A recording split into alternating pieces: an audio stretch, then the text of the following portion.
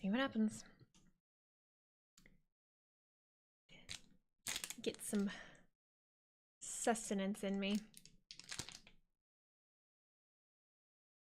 Need a little bit. Oh, great. There's a hair on that. Awesome. Cat hair. Not shocking. Not shocking. Her cat hair is always everywhere. And I just recently started letting her be in here with me, and I regret it heavily. This blanket is actually covered in cat hair. Terrible. Terrible idea. 10 out of 10. Don't recommend. I love my cat, but what the book? Where are you all the way over there? Alright, let's get these things moved around and fixed. Hello, Krusty Crew. What's going on, y'all? What is going on? I'm dressed for the occasion, clearly. You just landed in Orlando? Cool. Welcome to the States, buddy. Buddy boo. Fazoo! Fazoo! Thank you for gifting 5 subs, buddy. Right off the bat. Thank you so much. Welcome in. How are you? I hope, what are our thoughts on that Canon pile driver? I could have done it so much better. Congrats on the YouTube thing. Do you know what it is we're discussing? The YouTube thing. I got verified today on YouTube. Don't know why. Don't know how. There's never like a... I don't know. The fuck? There's never like a... I don't know. I never applied for that. I don't even know how like that even works for most people. But, you know. I'm excited about it. Clearly. Sorry, shut up, YouTube. I mean, not YouTube in general. I just need the chat. I need YouTube's chat. That's all I'm trying to do. Ah. Biology homework tonight. Ew. Rosman 6 so far. No spoilers. Oh my god, that's right. I forgot. It's 2 recordings, so I started an hour early. Man. Well, welcome in everybody as you guys are joining. Hi, YouTube. Hi, how's everybody doing? My name's Wheezy. I'm gonna be eating some food because I haven't eaten all day. What's up with all the Lions injuries? Ah, man, you have to ask them. I was wondering who the first person was gonna be to ask. I wondered who the first person was gonna be to ask. Yes, I have seen the new Netflix logo. Another pre-tape raw. Yes, because the holidays are coming up, buddy boo. Holidays are coming up, and you know, probably don't want to work on, you know, Christmas, holidays, whatever, what have you. I am just realizing, am I not connected to YouTube? Oh, never mind. I was like, yes, I am. You started early to give us food ASMR? Is that what it is? Yes, of course. What steps would I have to take to get you an interview on my podcast? You would have to send an email to my business email and make it a good pitch. That's pretty much, those are the steps. I will say really right now I'm not doing a lot of interview podcast type things because I mean, honestly, if I did, I'd be doing multiple a week and I just don't have time. I really need to focus on my own shit at the moment that I've been slacking on. I have an entire Patreon of supporters that I need to create content for. I have a whole YouTube channel that I need to create content for. I got a lot of stuff I gotta you know, catch up on and do, and I have been. I'm feeling really good. Today was a really good day. It wasn't perfect, but like it's the best I have felt about what I'm doing in a long time. I just, you know, people get sick, you know, people get sick. I got sick a lot in a short period of time. So what can you do? What can you do? Where in the Reese's peanut butter fuck? I did stream earlier today. It wasn't by accident. I just thought I was only live on TikTok. I didn't realize I was also live on YouTube. That was my bad. Stream Elements released a whole new system that I don't typically use, but I started using it, and so it's a little bit of a learning curve, but it's amazing. Like it's awesome. Read above. Thank you. I can only do so much, but I gotta find my lives. Ah, shit. It's your birthday tomorrow. Happy early birthday. Happy early birthday. What are your thoughts on Kevin Owens attacking Cody Rhodes after the cameras went off at Saturday night's main event? I don't have a lot of thoughts. You know, I'm sure you, as you would expect from me, I don't have a lot of thoughts. Because it's very Kevin Owens right now. That's very Kevin Owens. I don't know if you mean like, how do I feel about it happening off air? Again, I like shit like that. I think that's pretty cool.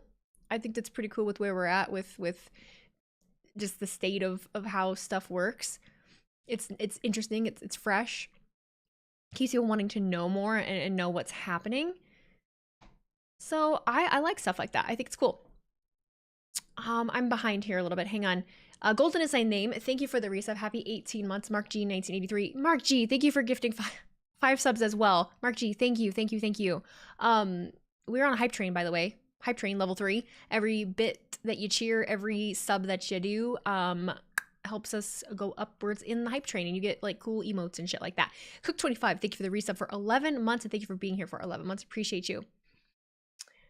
Oh my goodness. I finally have the YouTube chat up, everybody. So sorry about that.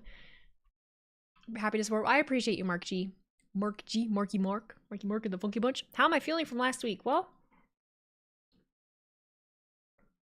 considering I was, you know, I don't know how to answer. I don't want to jinx anything. I really don't want to jinx anything. I'm feeling fine today. I'm feeling good. I'm not, you know, I'm probably not like 100%, but I'm pretty damn good considering I've been sick every week probably since the beginning of November. Marky Mark and the Funky Bunch. It's such a good vibration. It's such a sweet sensation. I'll karaoke for you tonight. Do you want to karaoke?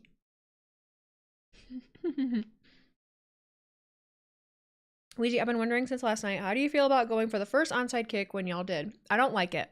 It is what it is, though. I've never been on a cruise. I don't really have any interest in being on a cruise. Like, being stuck on a boat with a bunch of strangers sounds like my own personal hell. I'll probably end up jumping off the side. Like, fuck that. Sounds stupid. No hate if you hate. No hate if you love cruises. It's just not my jam. It's not my jam. IU versus Notre Dame is on Friday, and I'm not leaving my house. It's gonna be fucking insane here. It's gonna be so fucking crazy here. I don't think I have anywhere that I need to go. The best thing about the cruise was the free food. Was it free though, or was it just like part of your like package deal? Kind of like an all-inclusive. At least we have SmackDown. This is true. I plan on getting more recording done Friday also. What is this person asking? You're not a fan of cruises? I've never been on one. I will never try. Fuck that. Who do I think is starting Raw tonight? Part of me feels like Drew McIntyre. Part of me feels like Drew McIntyre, but I could also see Triple H come. I could see Triple H coming out and doing something. For some reason. Arsenal, thank you for being a member of the Blonde Line over on YouTube for 2 months. Do you think Cody is moving into the gray, and soon will we have full Homelander? I have no idea. I don't know. Boost Cruise. Big ocean, sharks in the ocean.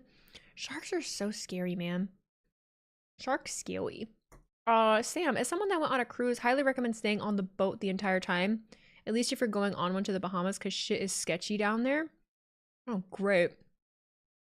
Now I really don't want to go. Mike from Indeed. Hi, Mike. Thank you for subscribing, and thank you for being here for 4 months. Guess whose anniversary just passed and finished editing your next video literally just now? Perfect, Mike. Mike. I need a mic chant. I need a mic chant in the chat, guys. Please, Mike, Mike, Mike, Mike, Mike. My poor editor. My poor friend editor that I hired 2 months ago, a month ago. I don't fucking remember. And I haven't fucking put to work, really. Because my life took a shit. But we're trying to be back. I'm trying not to get ahead of myself. But I recorded 3 videos today. 2 were in the drive. We got 1 done. Fuck yeah. There we go. Maybe we'll try to upload it during, maybe we'll try to, oh, I gotta get a thumbnail. I don't have a thumbnail. Ah, yeah, Tessa is back. I did see that. T-Mac, buddy. What's up, bud? Long time no see. Thank you for the resub for 10 months. Happy 16. Dark Hefe, thank you for the resub for 5 months as well. Thank you for being here for 6. And Crudel, thank you for a resub for 2 months and for being here for 10 of those. It's Lane 13. Thank you for turning 65 bits. Happy Monday, Wheezy. Looking forward to this stream. Me too. Nate McNamara, 9 to 5. Thank you for the resub with Prime. And thank you for being here for 15 months, Mr. Nate McNamara. I don't really know how to say your last name. I feel like we've had this conversation before. McNamara. I don't know.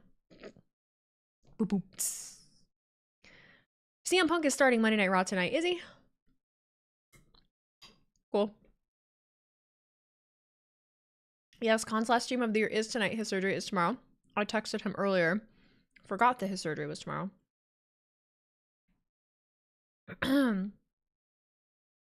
What do you think of the KO Triple H shuffle after Saturday night's main event? I thought it was cool. Cool to see. Cool to see someone get mad at the boss. Cool to see Triple H still got a little fire in him. Got a little fire in him. What happened to your boy Montgomery yesterday? I started him in my fantasy football playoff game. He tore his MCL. He's out for the season. Yeah. Michael Snuffin, thank you for becoming a member for 6 months or being a member for 6 months on the Blonde Line. Not sure which one. No, T-Mac, I didn't stutter. He tore his MCL. He's out for the season.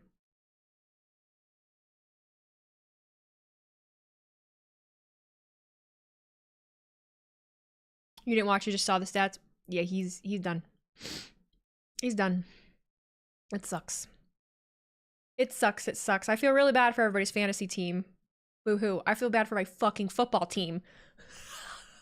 This is not a personal attack. This whole weekend, listening to people talk about their fantasy teams while my football team, is just fucking person after person just dwindling. Fuck your fantasy team. I'm so sorry. That's the only time I'm ever gonna say anything like that, and then I'm done. But come on. Oh my god. We were hoping for a Super Bowl, guys. We still get there. I just feel really bad for my team. I just feel bad for Monty. We're gonna be okay. It just sucks. Are we starting? Oh my god. That went quick. That was a lot of yapping. Forever.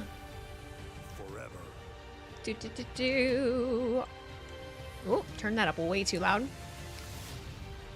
Okay, everybody. Show is starting. If you feel the need to be a dick and spoil things for me before they happen, since this show did start a little early, I will just kick you out. I won't react. I won't complain. I'll just fucking kick you out. So if you'd like to be kicked out, be my guest. Adam, thank you for the $4.99 super chat. Hey Wheezy, hope you're doing good today. How are we feeling after Saturday night main event? Really good. I have a video about main event coming out probably tomorrow at this point. Are they defending tonight? They are, against the War Raiders. Finally. Sorry. Come on, War Raiders.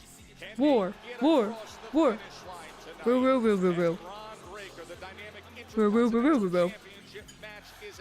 He gave everything he had at Survivor Series to retain his championship. The dogs will be barking in being. Jabas Brady, thank you for subscribing with Prime. Jacko VC, thank you for resubbing for 6 months and for being here for 13. Appreciate you so very much. Ludwig Kaiser. It's like the second time they've defended them. I hope they lose them. Ventura, someone said hopefully Ventura will help commentary tonight. I don't think he's on, is he? That was beautiful.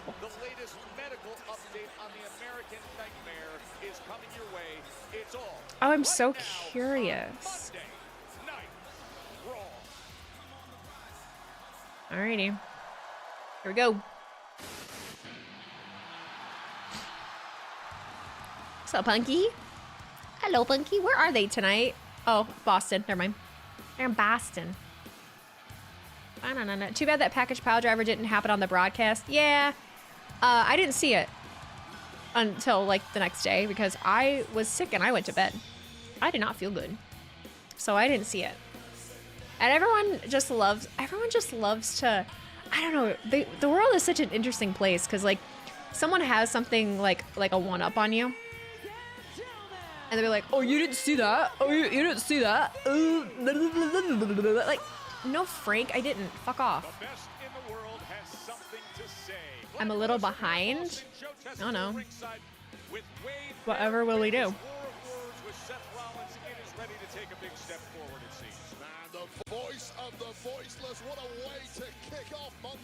That's where my broadcast is, but I don't know what to tell you.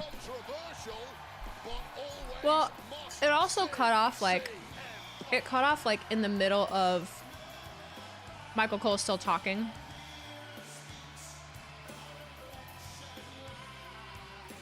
He won't have to follow me. Only you can set me. You also have to understand how streaming works. Like, you're definitely probably on a little slight delay just because I'm streaming as well. You gotta remember that. Oh shit. I'm surprised you guys aren't barking at me about fucking Discord.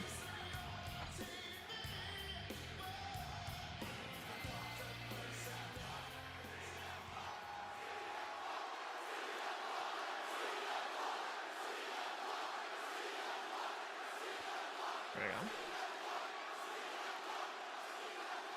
Careful, careful.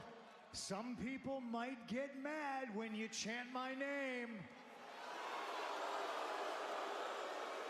Not to call attention to people that don't matter, but somebody that might get mad is the brave guy in the New York jersey over here. He's so proud. He's so proud too. Look at him. Boston wearing a New York anything.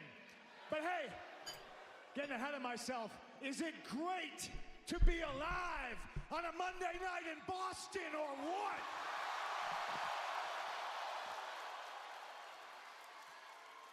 I gotta be honest with you, Boston.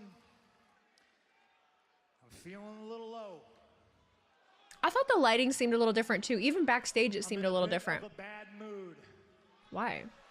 It's because 2 weeks ago, in this ring, face to face, I told Seth Rollins after he told me that he spends a lot of time thinking about me. I told him that I don't think about him at all.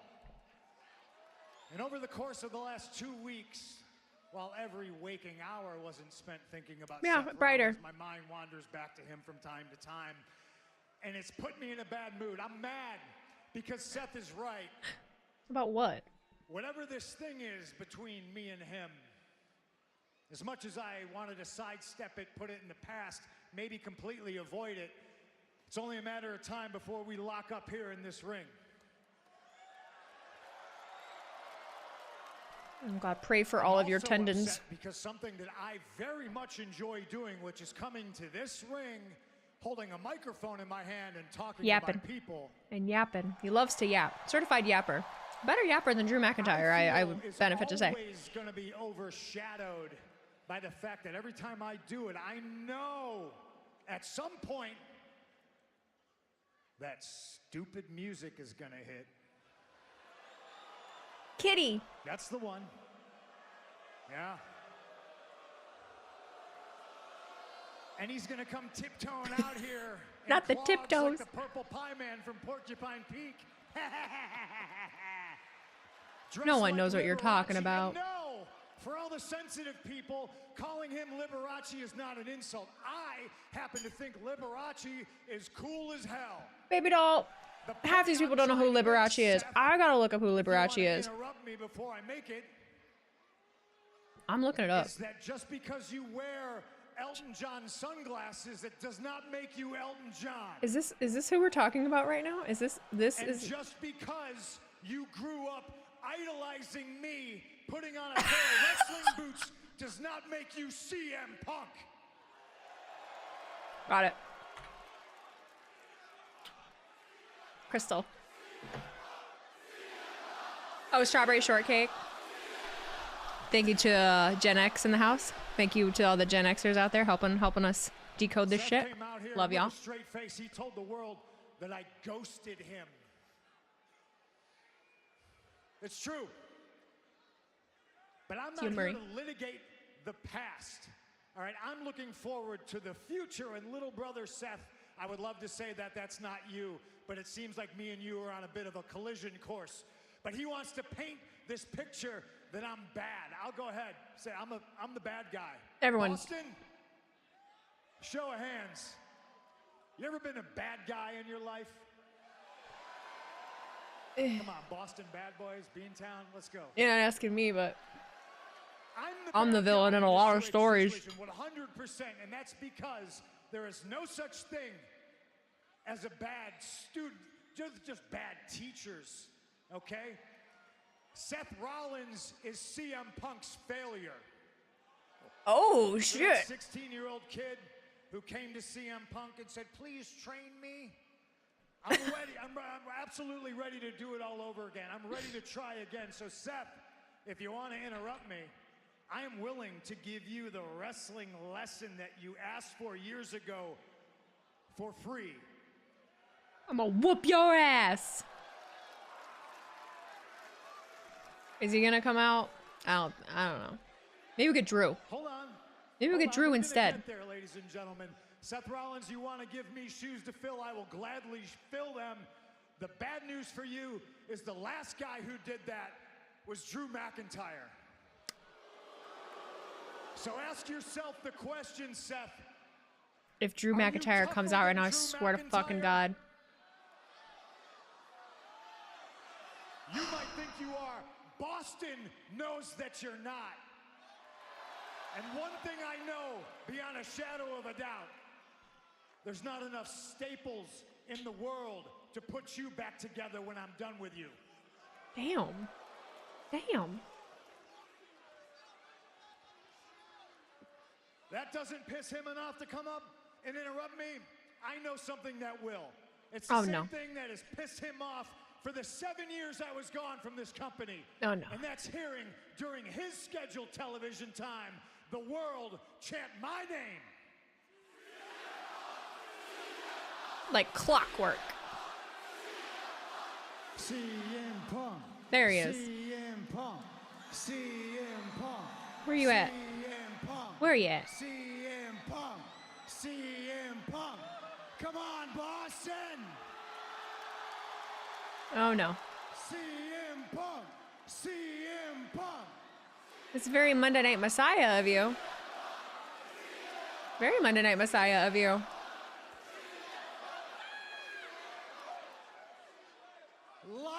Someone said, why is that baby there? And I thought babies can have fun too. It's a baby! Oh my God! I saw you the way these people see you. It might give me a new perspective. It might make me feel differently about who you are. So if you don't mind, let me take a good, hard look here. Let me see.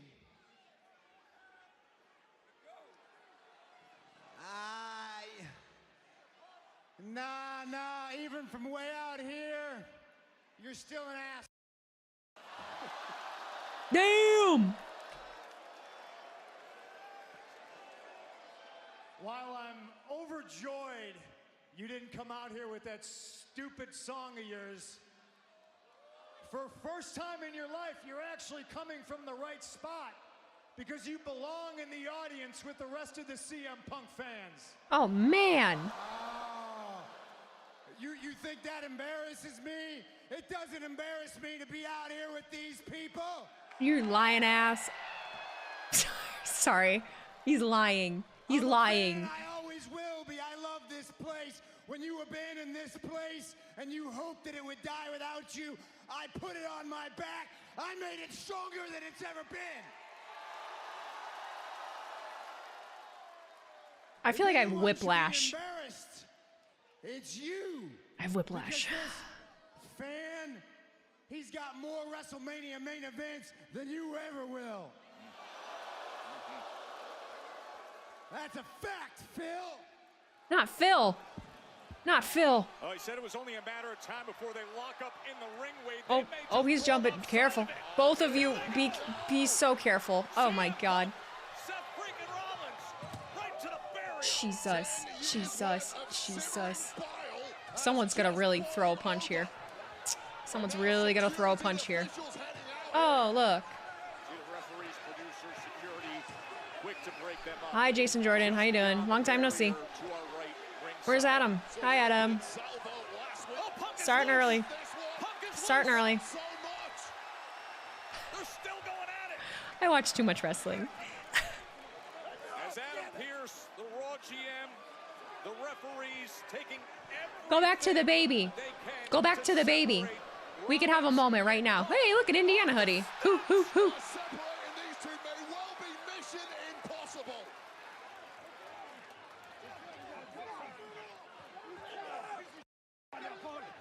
What are you doing?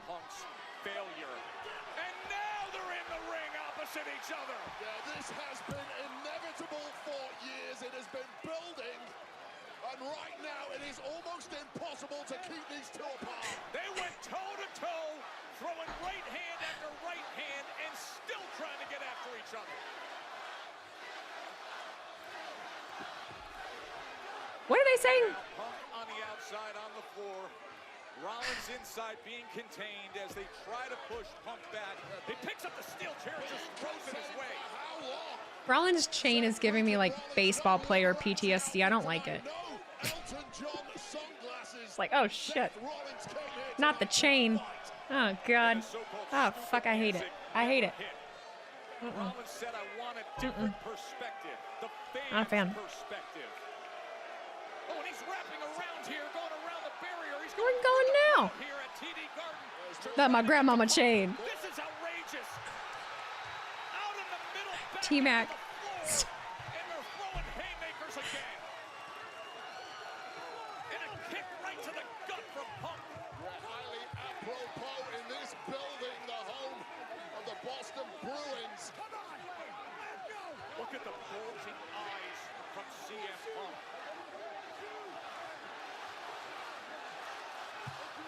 Taking every referee, all the ringside security, and general manager Adam Pearce directing every God. look at the face of Punk to separate. He looks these men. rabid. And that You look is like how Wolverine. Monday Night Raw You is do be looking like Wolverine right now though, I will. Oh Christ almighty. Yeah, you're right. Finn's not happy about that. Shocker. It's not all about Finn. Doesn't like it. I'm wondering. You lost, where the bitch. heck all you guys were on Saturday night. Oh, when thought you left did- me out there, Oh. 2-on-1. We're Oh, supposed to be a team, no? thought you didn't need anybody. Literally. He was focusing on the War Raiders and keeping the tag team titles like he was asked to do. And I'm not trying to tell you what to do, Finn, but maybe you should be focusing on the same thing because we're all banned from ringside with your match with the War Holy Raiders shit, tonight. I'm on Liv's side. Oh my But- god. but don't worry because you have everything under control just like you always do. Just Oh like my Raquel God. has her Intercontinental Championship tournament match under control tonight. Right, Raquel? That's right, because when you listen to Finn, you win. So much good luck to you guys. You guys are gonna Shit kill it. starters. I'm so excited. Thank you so much, Liv. Of course. But Raquel and Dominic, I have something special planned for later. Do you guys want to come with me? Yes. Carlito is so confused. Lito, baby doll. He's so confused. He doesn't know what the hell's going on.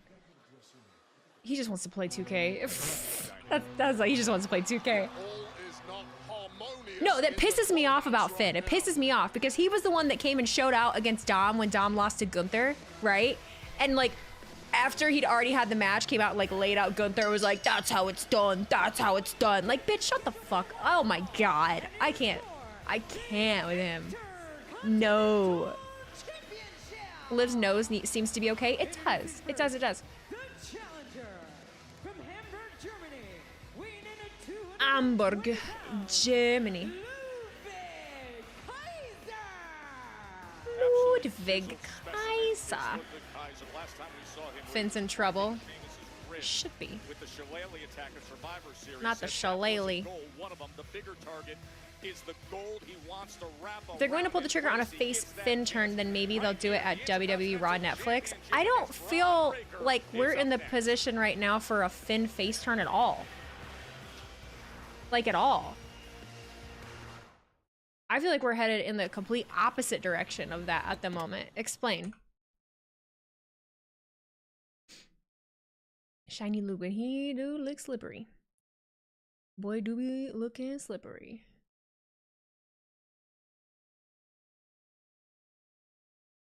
Yeah, Dominic. I feel like Dominic is more in. Yeah, Dominic is more in the position for a face turn. I would say if he's not already a fucking face. I mean, God, didn't even have to try. I feel like didn't even have to try. Just likable. And see, it's happening with me. It's happening with me with Liv right now too. Because I don't like Finn. So the fact that they're calling out Finn shit, I'm like, yeah, hell yeah. And Liv won on her own this weekend. And the fact that Finn was just able to be like, where were you? Where were you this weekend? Bitch, get.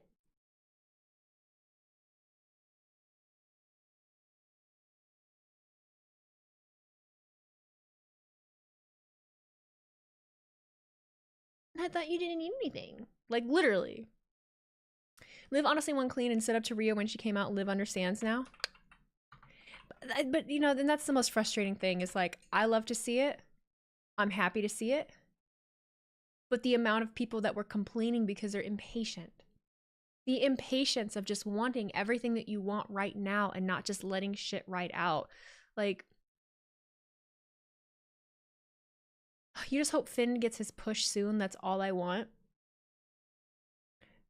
I understand wanting him to have a push, but you need to want... I'm not trying to be pushy. You need to want the push to be happening in the right place and the right time. And for it to be successful because it's being done in the right time, in the right place. You know what I'm saying? Rhea needs to go to AEW? No, she doesn't. No, she doesn't. Nobody needs to go anywhere. I think Rhea is perfectly happy and fine right where she is. Did Conman tell you that Zorgazone made a theme song for you? Yes, I did listen to it. I listened to it at the end of stream Friday. Could lead to another #1 contenders match between Dom and Finn, forcing Judgment Day to pick between the two, and Dom getting a face push. Don't put that evil on Rhea. T-Mac is allowed. T-Mac's allowed to talk about AEW. I'll let him talk about AEW. Because he actually knows what the hell's going on. I don't. I'm not going to act like I know what's happening in AEW. I don't. AEW has an amazing roster of female wrestlers already. They do. They absolutely do.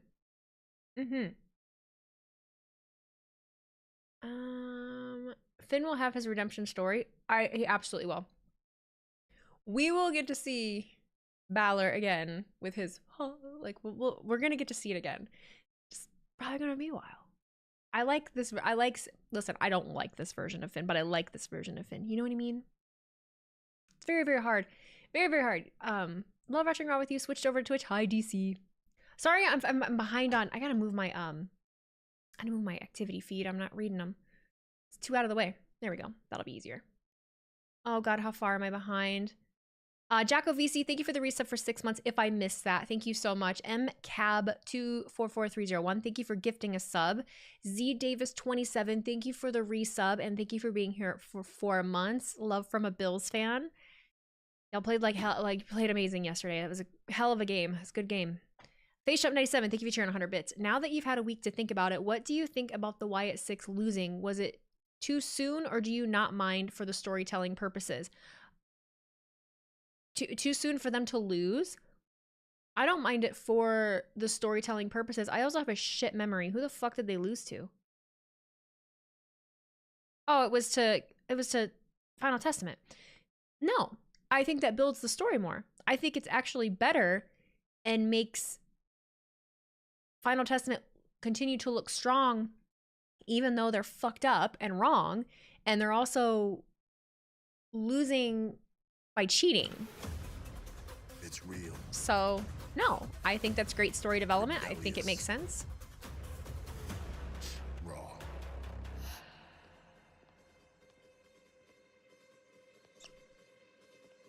Welcome to Raw on Netflix.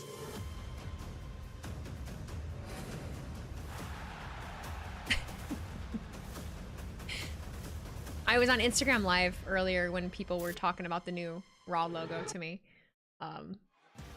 Oh shit, I just realized. From WWE headquarters in Stamford, Connecticut, Wednesday. Wrong. Raw on Netflix kickoff. Paul Triple H Levesque, CM Punk. Did you see that they put the side?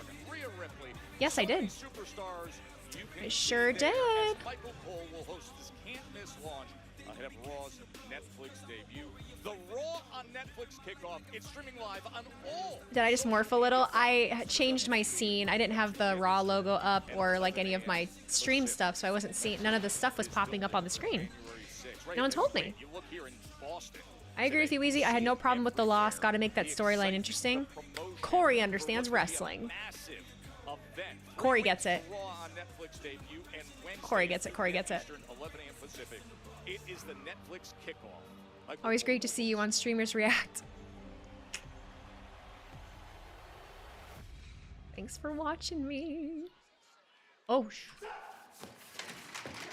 he's angry. He's angry. Oh, get him, Pierce. Get him, Pierce. Get him. What do you mean, what? What is that? You know what? You listen to me for once. I want this fight. I want the world to see this as the biggest fight you can put on. You know what to do, and I want Pierce has listened to you. Stacked. If the two of Fucking you would stop trying crybaby. to pull each other's eyes out for 10 minutes, I might be able to get something done. Stop, give it a rest, and let me do my job. And do your job. Do your job.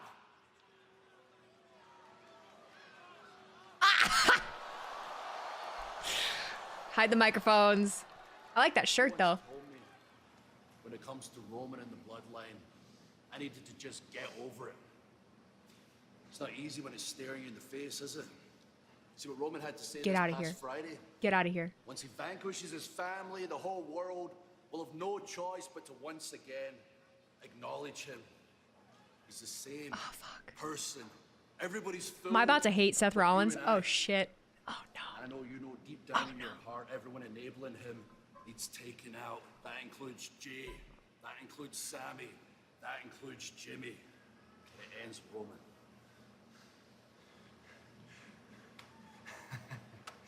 You know I'm right. Yeah, you know, you think we got like this common cause, that means we're friends, right? Yeah. I took Roman out of power already. No, you at didn't. WrestleMania. Barely. And you know who was by my side when we did that? Jay and Sammy. They're my friends. You are not my friend. You know why? Because common interests, they don't make friendships. Friendships are forged on respect. I respect Sammy. I respect Jay. You?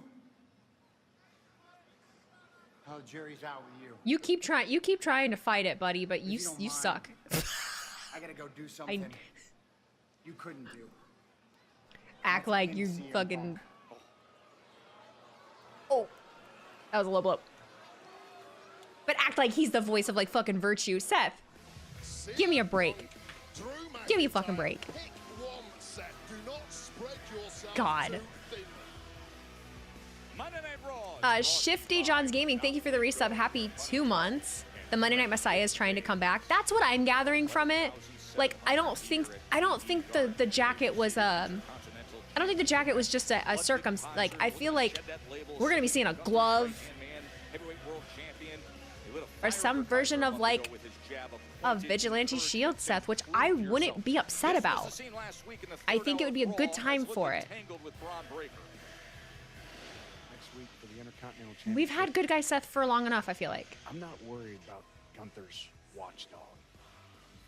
Okay? And while his wife is away and is able to wreak havoc, the voice of reason is gone.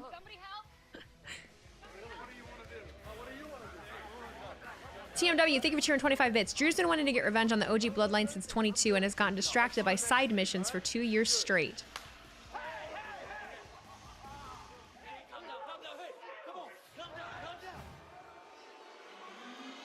Real.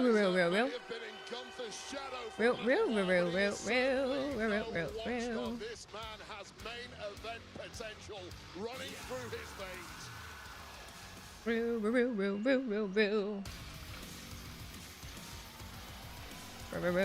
Real. I saw that Becky's gonna be a Trekkie. Pretty cool. Getting her acting chops on. Good for her. Good for her. The Shield 2.0, perhaps. I've seen people saying, you know, stuff along those lines. Wouldn't hate it. I wouldn't hate it. Title defense of Bron Breakker's current reign as champion. WWE New Year's Evil is coming to the Shrine Expo Hall in LA on Tuesday, January 7th. Tickets are on sale Wednesday. I don't know when he said that. AXS.com. Pre-sale begins tomorrow, December 17th. You can visit www.com/events to register now and be among the first to receive pre-sale information. You mentioned it a little earlier. These two crossed paths several weeks ago at Survivor Series in that banger triple threat match. Ultimately won by the champ Bron Breakker, but now Kaiser has managed to shoehorn himself back into another. A new Star Trek coming out? Yes. Seth eye pulling gimmick coming back. I was just talking about it earlier too. I was just talking about like my fondness for the Thunderdome era. And Rey Mysterio losing his eye. Not only losing his eye, but also being thrown off the building and killed by Baron Corbin. Like, good shit. Why do you hope Ludwig wins? I kind of do too. I am just not like. It was incredible to see the I'm just more invested in Ludwig, and I just think that maybe that's because he's been around longer. I've gotten to see him do more on the main roster. Like Braun, he's good, but like he's got time. I don't know a lot about him. Like I don't really have a reason. I don't feel like I have a reason to root for Bron Breakker. You know what I mean? Like for what? For what reason? It's going to take more than that to put Bron Breakker down, however, just antagonize the champ. And look at the reaction from the badass, just tackling the but ground. Real. And a ground and pound. What? An elitist snobbery there from Kaiser. I didn't like it. Uncle Donk, thank you for the $5 super chat. Seth, Drew, and KO would make an awesome faction, kind of like NWO. I'd be interested to see it. Matthew Rocks, thank you for being a member for 7 months. Seth turning heel will be a great thing going forward, especially if we're cheering for Punk, and I'm here for it. Me too. Hi, Pluggo. What's up, dog? When you order Domino's They're slow burning Braun really hard. Are they? He's won title twice. He's won the title twice. Won the Intercontinental title twice. He was a heel at Mania 40 to me. Who was? Bron Breakker? Oh god, are Pluggo and Mike flirting in the chat? What are we doing? Do. Where did I leave off? We did that. We did this. Just a little. Okay, that's fine. I'll allow it. Fraternizing. It's fine. It's totally fine. It's totally fine. Dominic getting destroyed with kendo sticks by Seth and Buddy was a wild time. I loved that time. I think of it, I look back on it so fondly. So fondly. It was so good. You know? I thought it was great. Everything about that era. There was some bad, there was some good. Who you got? Notre Dame versus Indiana? I don't feel like I'm able to give like a good answer for that because I live in South Bend. Born and raised South Bend, right? You're born and bred to be a fucking Notre Dame fan just living here. They take you on field trips when you're in elementary and middle school. Notre Dame is entwined in all of our lives, right? But I went to IU. I didn't go to Bloomington. I went to South Bend campus, but I did go to IU, and majority of my friends went to IU. So I resonate more with IU because IU is a state school. It feels more like, I'm sorry, the fucking regular people, like the Indiana citizens. Whereas Notre Dame students especially, it's like they hate claiming South Bend, they hate claiming Indiana, they can't wait to leave. So you thought I was a Boilermaker? No, I went to IUSB. So yeah, if I don't know who's gonna come out on top. Notre Dame has a killer fucking offense from what I understand. Oh, not Ooey Pooey. Ooey, IUPY, Ooey Pooey. I had a couple friends that went to Ooey Pooey as well. Yes, yes, yes. Hoosiers. Do a lot of Notre Dame graduates stay around the area after college? A lot actually do, yeah. If not close, a lot of them end up going to Chicago. It just depends on what they're doing.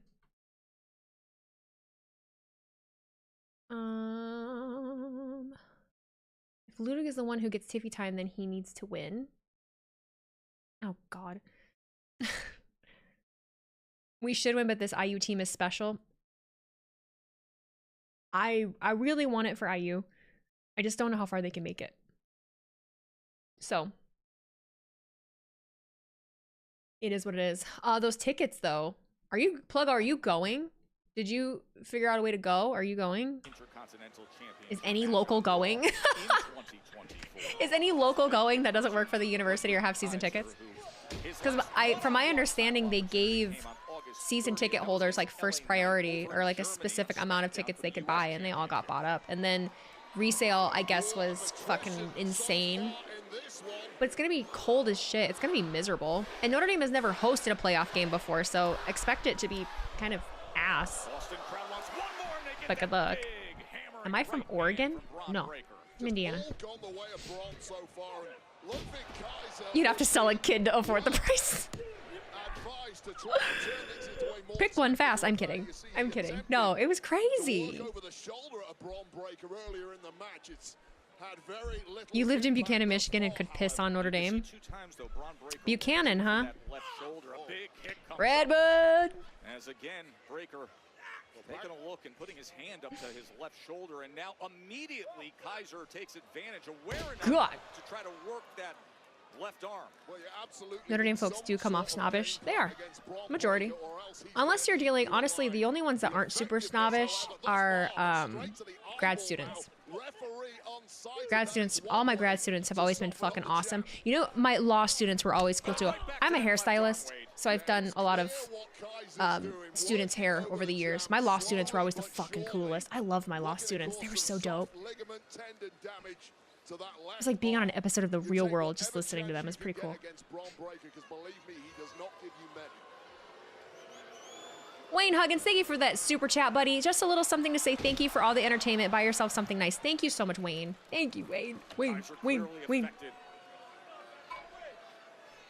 this is the issue. Just when you think you're starting to get the upper hand against someone like Bron Breakker, he springs up and does... Oh, off the apron!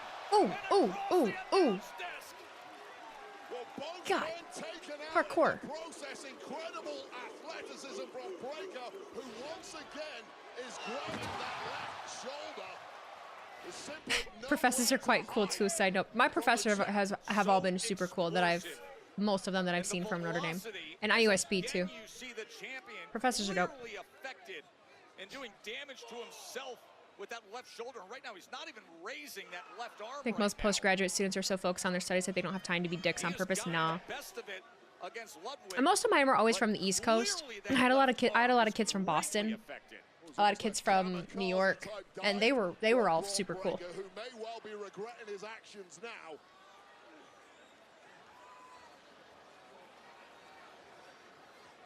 Third defense of this reign of his Intercontinental Championship as Kaiser looks to work now on that left shoulder, twisting it and bringing him right down to the mat. And now stomping on that clearly injured a grad student. Mike, in the US, 4 years of undergrad, it's your bachelor's, and then post like bachelor degree, that's grad school. List of maneuvers he can pull off against an opponent. Take another look at this. Kaiser yanking down that left shoulder that's previously... I do not know anyone that went to Washington University, no. On the face of Bron Breakker, it's about as much jeopardy as we've seen Breakker in a long time. Look, the Kaiser has yet to win. Is this Bron's longest match? It might be, and I'm doing an ass job at paying attention to it. I'm so sorry. You guys are just talking about interesting things that I want to talk about. You guys are having good conversation. However, in this circumstance right now, I wouldn't bet against Kaiser either. so technically astute, and the game plan of Bron Breakker, that war of attrition he attempted earlier has completely... I'm making an entire YouTube video about my thoughts on Raw on Netflix. If I have energy, I'm gonna record it tonight. If not, I will do it tomorrow. You don't like the lighting? You think it's too bright? I'm blind, so I'm kind of... I guess it's a little bright right there. Maybe just trying out. Maybe we're just trying out new things again. I don't know. 1994 was the first time I went to Notre Dame. Lou Holtz was the coach. Can I give you a low tapered fade? No, I cannot. Don't want to bother you, Wheezy Blonde. You had mentioned that you worked in hairstylist. Can you make a long hair into short hair without cutting it? No. You have, if you want long hair to be short hair, you have to cut it.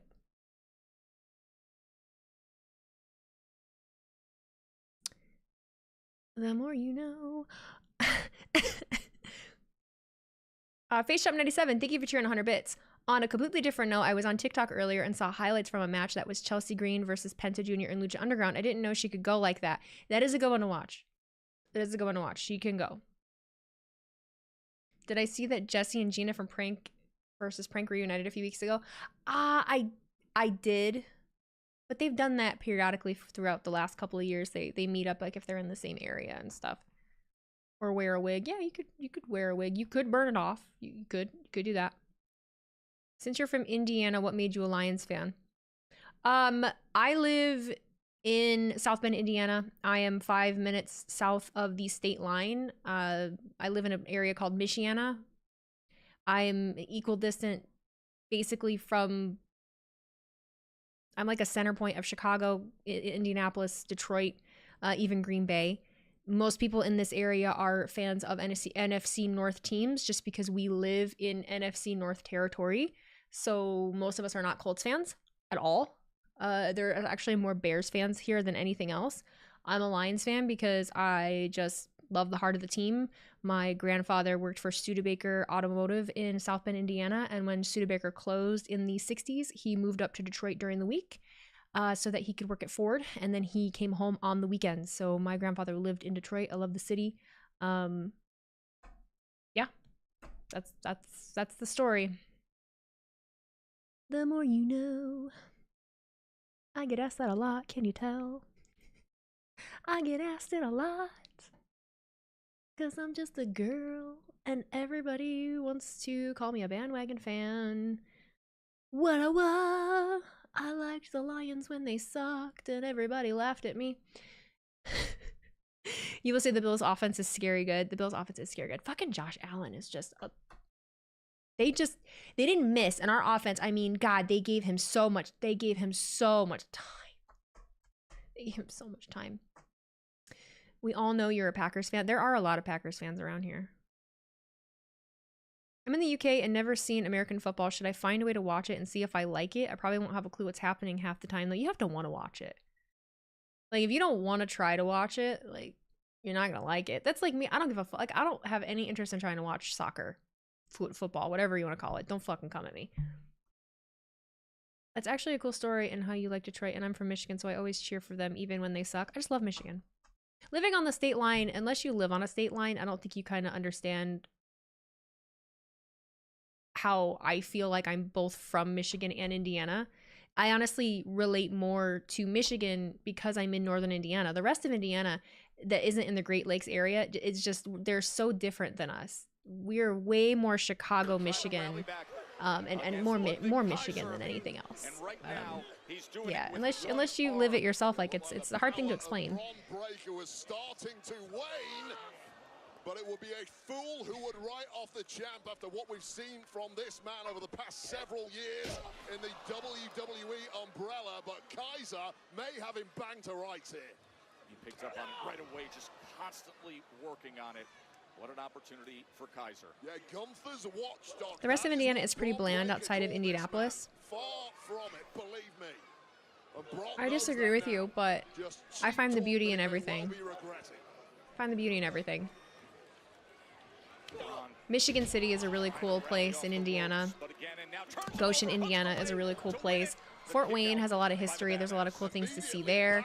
If you go outside of Indianapolis, a lot of the suburbs outside of Indy are really cool. Carmel is charming. Noblesville is charming. Fishers. If you go a little bit further south, Martinsville is pretty cool. If you go all the way down to Evansville, when you get more in like the mountainous kind of like hilly areas, when you get more towards Kentucky, super cool. Santa Claus, Indiana. This match is fucking long, and I don't care about it. I just don't care about it. I hate that. Yeah, Indiana Dunes are they're like the Michigan City area. That whole area just south of Lake Michigan is super cool. It butts up with Buchanan, Michigan.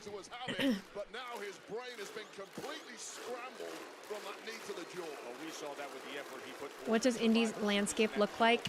It's just flat. Yeah, flat farmland, same thing. Here comes the badass.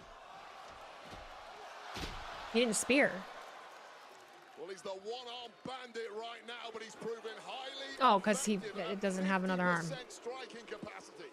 He has not moved that left arm in minutes.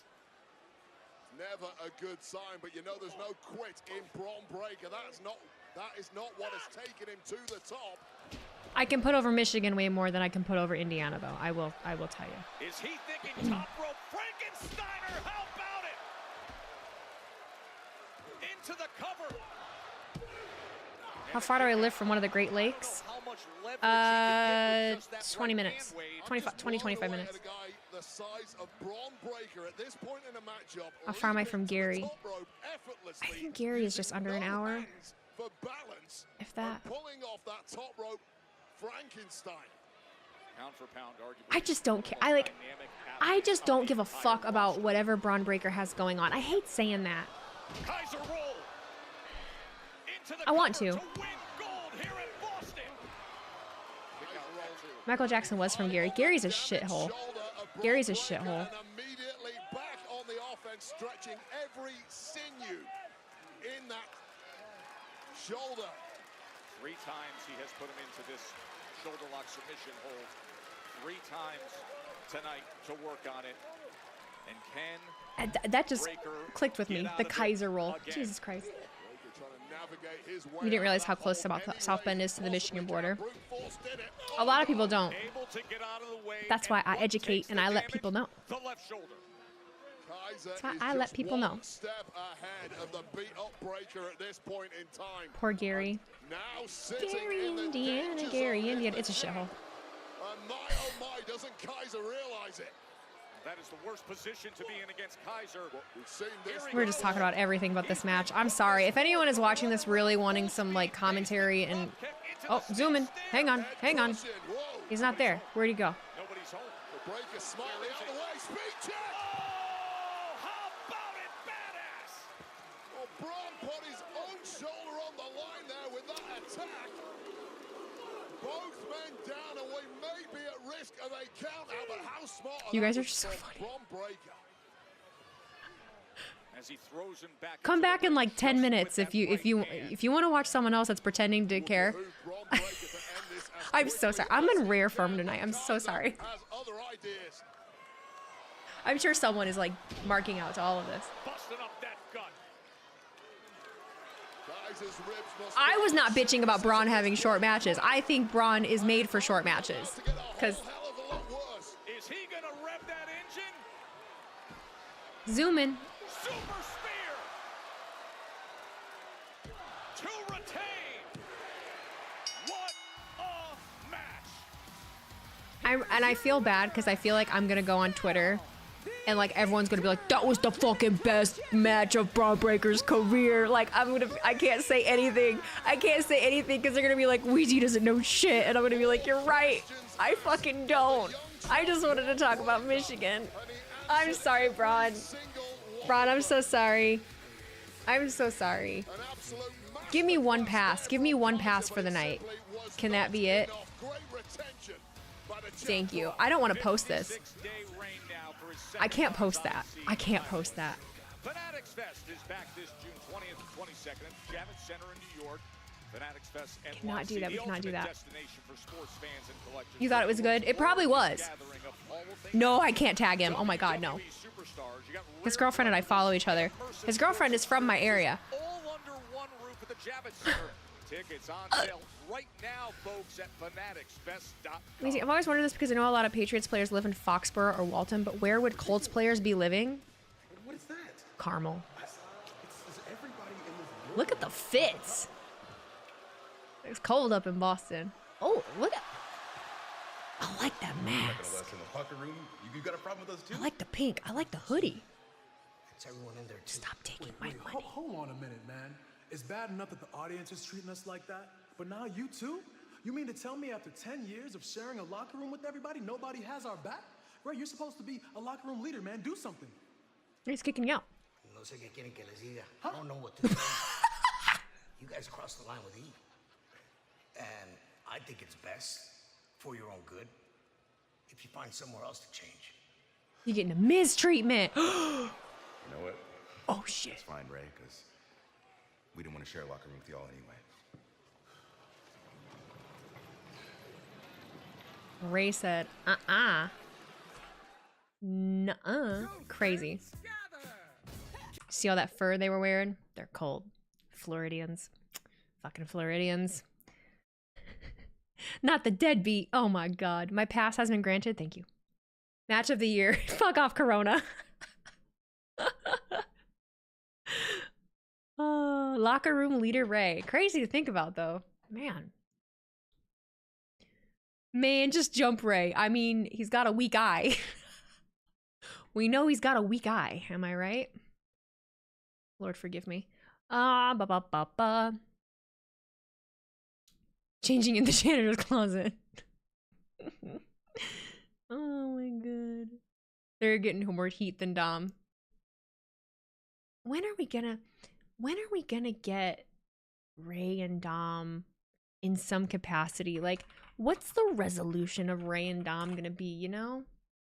Think about it sometimes, because I can't piece it together in my head. There's been certain times where I feel like I kind of know, and then that's not what's happening. Like, I'm making it happen too early.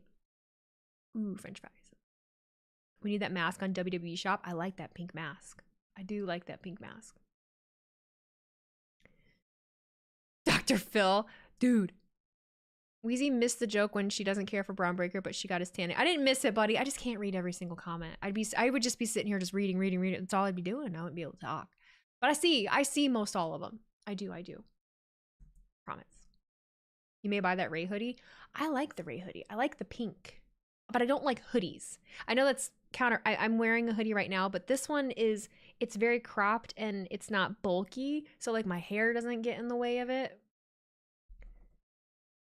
Wait, what was the doctor that helped Kane and Daniel Bryan again? Oh, I can't remember. Someone will know. Someone will know. Someone will know. Someone will know before I even... Dr. Shelby? Yeah, someone would know before I would even be able to look it up. You guys are my Google. I hate how bad I wish I could get that autographed CM Punk title spinner belt. I know. I'm with you, bud.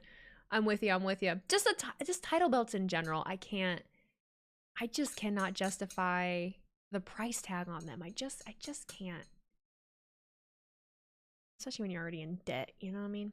Did anyone catch what was Ray's mask maker's name? Because I know he said his name before, but I forgot. I don't know, but there is a mask maker that comes to Indianapolis every year at Squared Circle Expo. And it's a table just full of replica masks. They're beautiful. He does a bunch of, he does not only Ray's, but he does Dragon Lee's, he does Sin Cara's. Yeah, he's done a bunch. I'm the only one I think that's never bought one. Oh, they had Shark Boys. Is it good for people to wash their hair every day? Depends, but from person to person. Every person is different. Everyone's hair needs are different. Everyone's scalp is different. So it's not inherently good or bad. It just depends on who you are. But I would say in general, washing your hair is not bad for you. It was an internet thing that got blown up. Yeah. Ray's Hall of Fame mask was beautiful. The Muda one.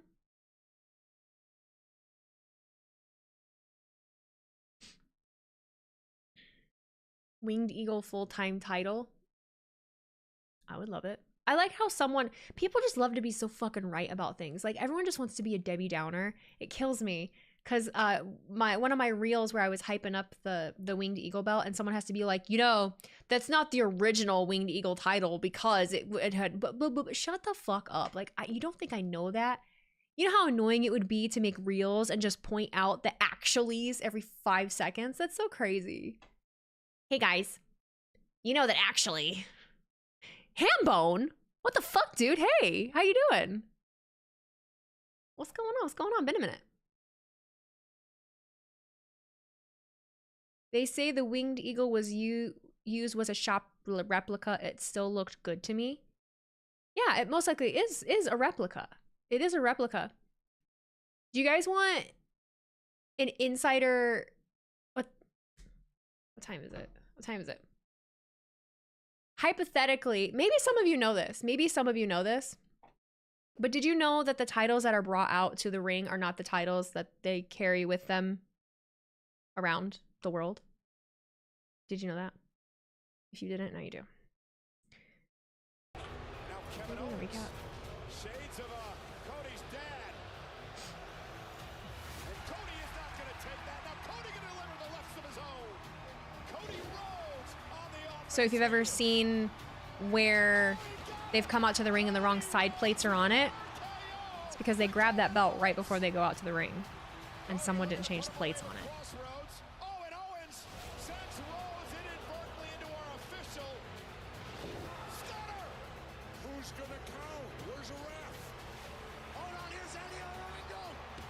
Forehead reveal? What is that the new internet thing? Because someone asked me to do that on Instagram Live earlier. And I did it. But if you keep saying it over and over, I'm fucking ban you. Do you want to see my forehead again? I did this earlier. Is this like an angry man tactic that they're mad about? Like, you're mad about your own hairline, so you're like, this girl has bangs, she's hiding her 5 head. Is that what this is? Is this repressed angry masculine energy? I don't really have time for it. A forehead reveal. I don't know, they're asking me to do it on Instagram Live earlier. The first ever. A fucking first ever. Granted, I've only had bangs for like 3 months, so you've always been able to see my forehead, but...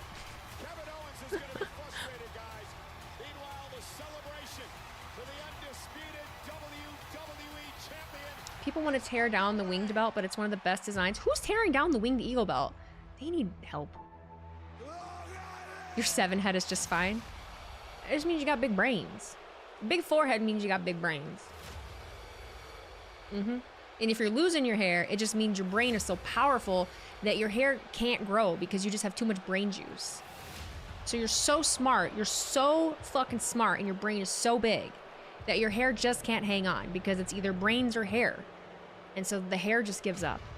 All right? You're welcome with that one. You can use that later. How do you explain going gray? Stress. Stress. Kids and women. And if you're a woman, kids and men. Or whatever your poison is. Women, men. Whatever you fancy. That stresses you out. You got your first gray hair at 14? Did you have your first crush at 14? Did they piss you off? Because that would make sense. Work? Yes. Kevin Owens in the moment of tension. 45 million total. Peyton Manning is the rare exception, but the forehead rule. Fuck you. Peyton Manning is a national treasure. You leave Peyton Manning alone. It's the same pile driver that took out Randy Orton several weeks ago. This time a package pile driver takes out the WWE. You didn't have beard gray hair until these new people got hired on. Cody says his gray hair's from me, so. He suffered cervical swelling. The champ was kept overnight. Cervical swelling. Hang on, we gotta listen. Observation. He has been diagnosed. What we can tell you is he has an axial compression of the cervical spine. X-rays, fortunately, were negative when it came for looking for the fracture. So Cody right now is back home. He's resting, and everybody here from the crew, the staff, and all the fans here in Boston wish Cody, wish the champ a very speedy recovery.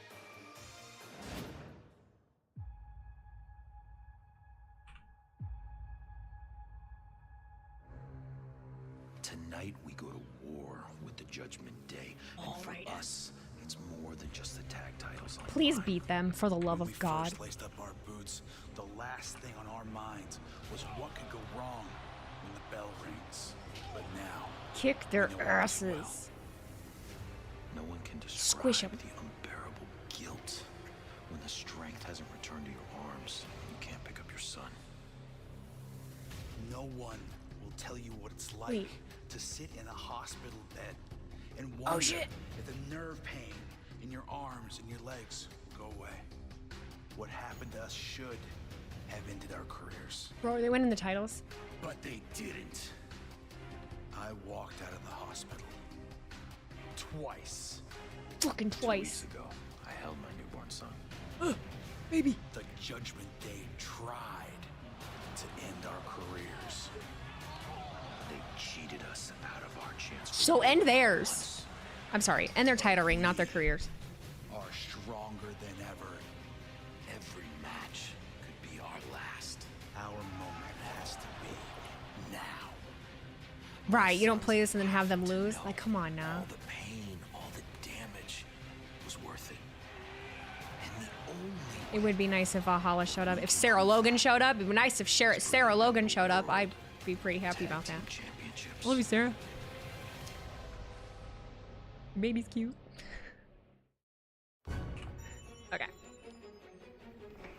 I hope they fucking win. Drop. I hope they win. I love the War Raiders. I hope they win. Wait, who do you not care for? Am I the only one who's not a Viking Raiders fan? They're the War Raiders. It's okay. I know, I'm kidding. Who's the baby maker here? I know how long it takes to recover from a baby. I'm the one that can make one. I'm really just enjoying fucking with you guys tonight. I'm sorry. Can you pop out a baby? How many of you can pop out a baby? There's a couple. Not very many, though.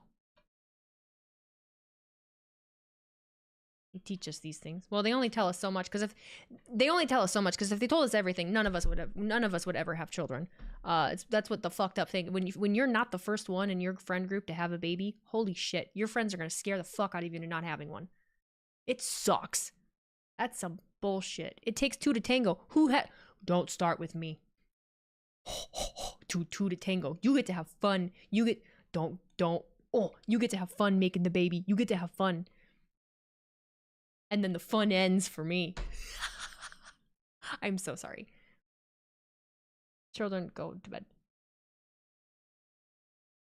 I'm just gonna keep drinking my Gatorade.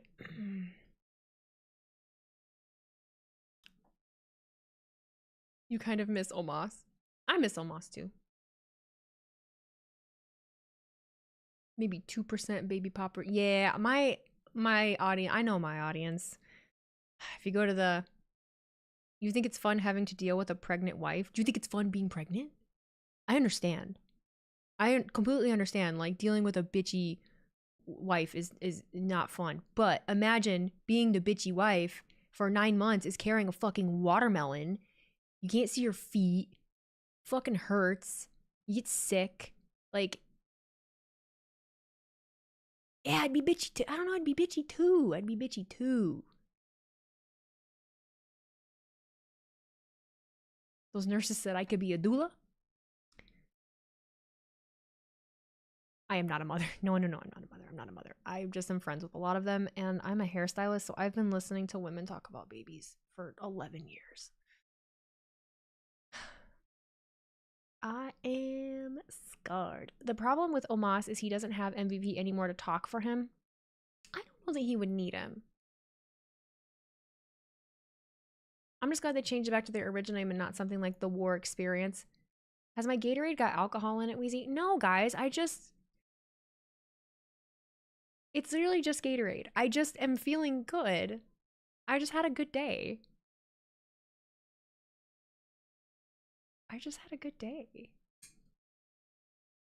I love how like people being happy and like having a good day and not being like a complete asshole on stream for once is considered like, oh, she must be drunk. Like, no, just things are going really good. I have had a really fucking shitty month, a really shitty month and a half, and things are kind of like looking on the up and up. And so that's exciting to me.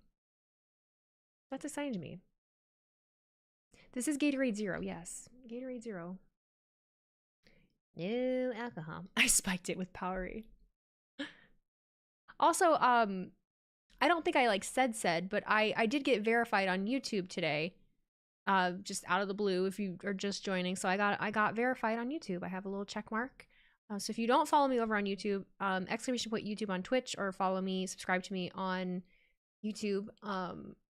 And I will have videos released this week. I have one that is done now and in the queue. Thanks to editor Mike. She's drunk, you're drunk. Lots of endorphins. I just have lots of endorphins. Tonight, when Raw debuts on Netflix, it is my friend was there when his wife was giving birth and kept telling her to calm down and breathe and screamed at him, fuck off, this is your fault. Anyway, yeah. That's a very, very common standard thing, Brian. It is. So common. Raw's debut on Netflix is highly anticipated already, and I am here with Raw General Manager Adam Pearce. Now, we've heard some rumblings about other matches potentially slated for January 6th. Are there any others that you're able to confirm at this time? Kathy, you are in luck. One of the biggest nights in WWE history just got bigger. After negotiations with representatives of both men, which were exacerbated by tonight, I might add, January 6th in Los Angeles on Monday Night Raw's debut on Netflix, one-on-one, CM Punk versus Seth freaking Oh Rollins. shit, that's happening on the 6th, huh? The insurrection of Raw. Even bigger. Joe, Wade? Wade, this is just awesome. Now, what January 6th is turning into. He said, ooh. Adam Pearce, your first reaction to know that it is happening. Punk and Rollins, Raw debut on Netflix. Well, it sounds obvious, but it's going to be the biggest show of the year. Only 6 days in. Cannot wait for January 6th. The big debut of Raw. You guys not like that? Half of you are happy about that. Half of you are not happy about that. Are you not happy about it just because you feel like it should be a different time? It's the Raw on Netflix kickoff, and Triple H is going to be there with Punk. Not on Netflix and kickoff. Also, Liv Morgan, Rhea Ripley, others. Michael Cole's going to host it.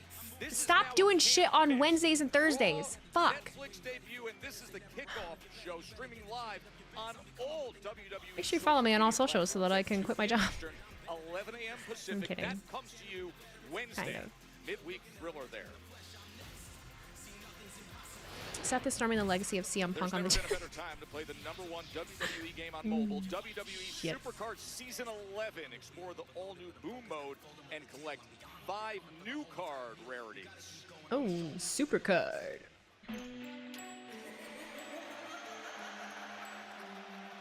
Watch me.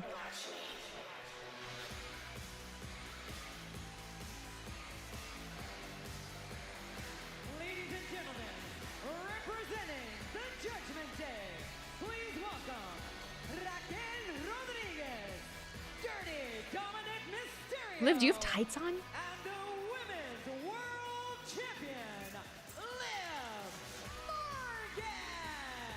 I was sitting there with Jesse the Body Ventura the other day at Saturday Night's Main Event. She did take a shot to the schnoz this past Saturday.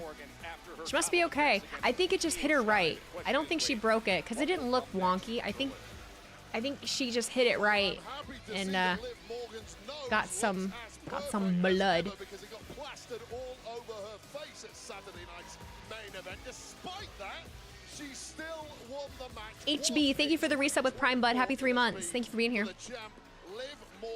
She did get a nosebleed. It happens, right? But you know, in that kind of context, you would immediately be like, "Oh shit, did you break it?" I'm glad she didn't. She's got a great nose. I'd be upset. Dom looks like he thinks Taco Bell is authentic. You know what should be next? An optometrist. Get the Taco Bell sign in the back of that shot. Get the. Damn it. That's a good sign. That's a good sign. That's a good sign. What she did Saturday night, no doubt about it. But what she sees in that man. What are we doing? And so's That this is dirty entire Dom, by arena. the way.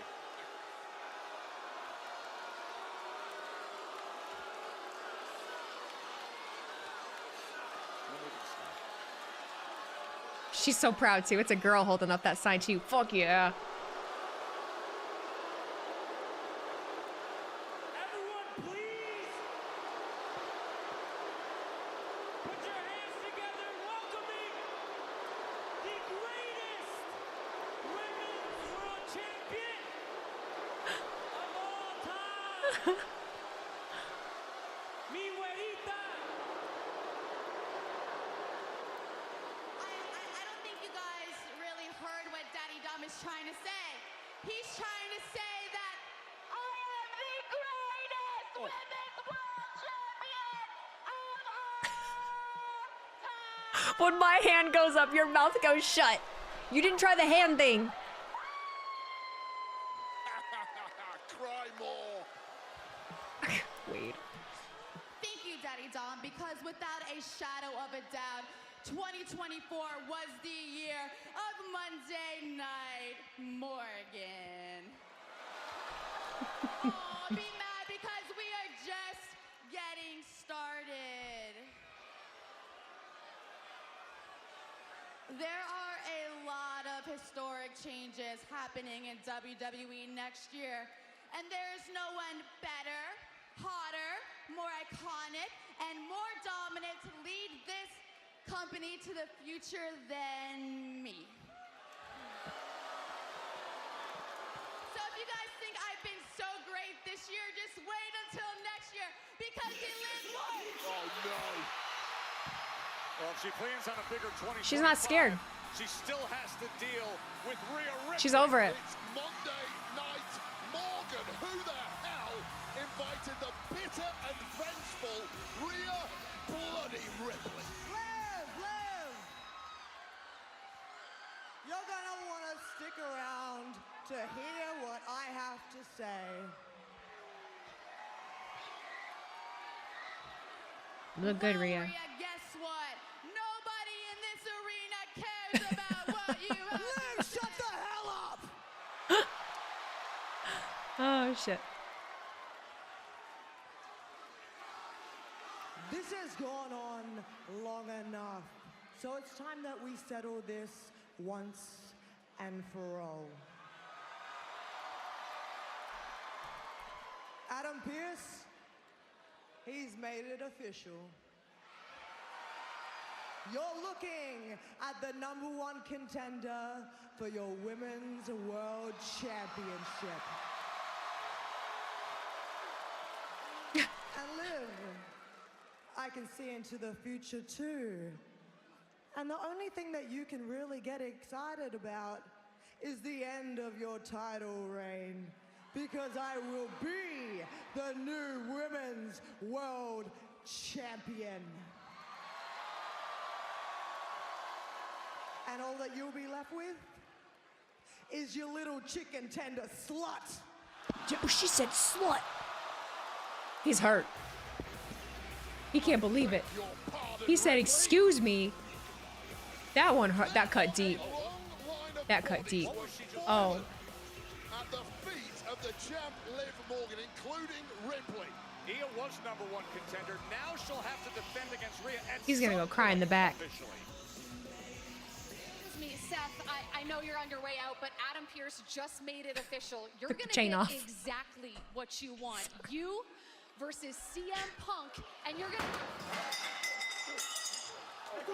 Jackie, get out of there. Get out of there, Jackie.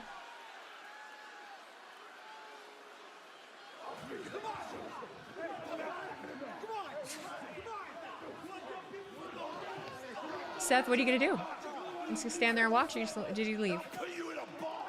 Ooh. Put you in a box. He's a big motherfucker, man. Oh my god.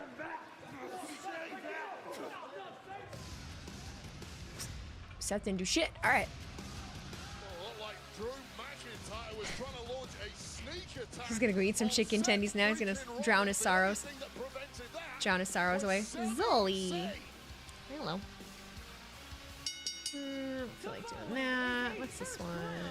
Triple threat match in the Women's Intercontinental Championship Tournament. How tall is yours? 6'7"? Is he? I actually don't know his exact height. Pure Fusion Collective from Las Do, Vegas, do, Nevada, do, do. Zoe. The wildly athletic, incredibly skilled Zoe Stark trying to represent PFC well in advance in this inaugural championship tournament. Triple Threat is next.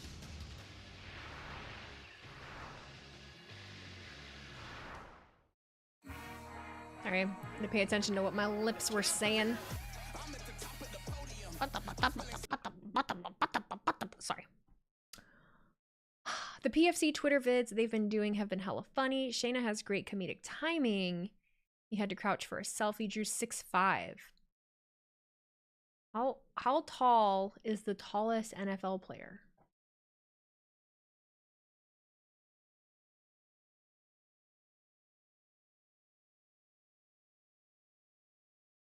Shayna has great comedic timing. Don't give her props. Don't make her think she's good at what she does. I'm kidding. Kind of. Tackle is 6'9". Holy fuck. 7'4". Holy fuck. That's crazy. Ugh.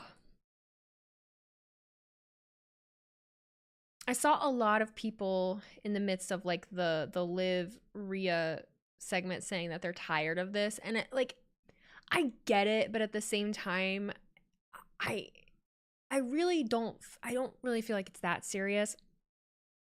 I get wanting to have a resolution, but I don't feel like there has been a right time for the resolution. And I think that's what we're holding off for, is just the right time and the right moment, because the last however many PLEs I don't believe were it. You know, when you're going from a moment like they had at SummerSlam, between SummerSlam and now, I really don't feel like there's been a good moment for that. So I thought Rhea was going to be gone for a little bit longer. That was not, you know, the case. Skip is 6'9". I didn't know Skip was that big. That's crazy. Wheezy hates Shayna. I assure you I don't hate Shayna, but I just give her a hard time. How did y'all see how much Packers fans were in Seattle last night? Like, where did they all come from? The mountains. They rode down on goats. They should send the stud line over to NXT so Fatal Influence can put the beats on them. Raw, Backstage, and NXT parking lots are officially the most unsafe areas in wrestling. You gotta be so careful walking around there, man. Mountains of Wisconsin? No. Mountains of Seattle. I did get verified on YouTube. Thank you, Rocco. Rhea keeps getting injured and there's been no payoff yet. I don't think the reason that there hasn't been a payoff has been Rhea's injuries, personally. She's back now. There could have been a resolution multiple times. There could have been resolutions multiple times before her last injury, and she was only gone for a few weeks, so.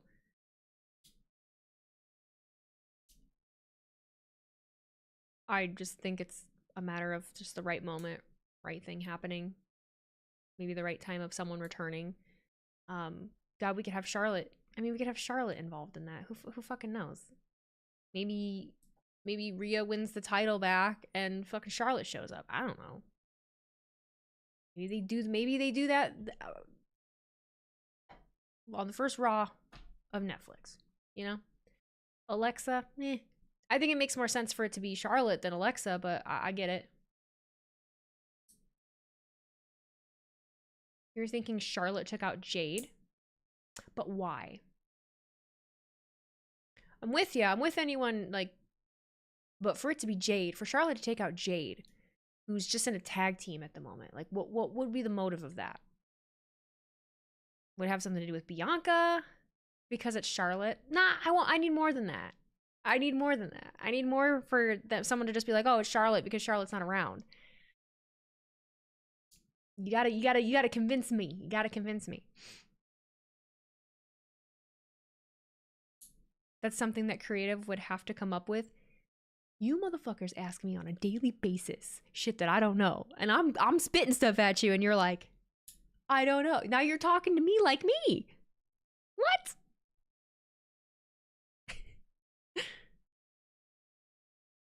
Oh, God. I have been proud to team with you. Paul, you are terrifying.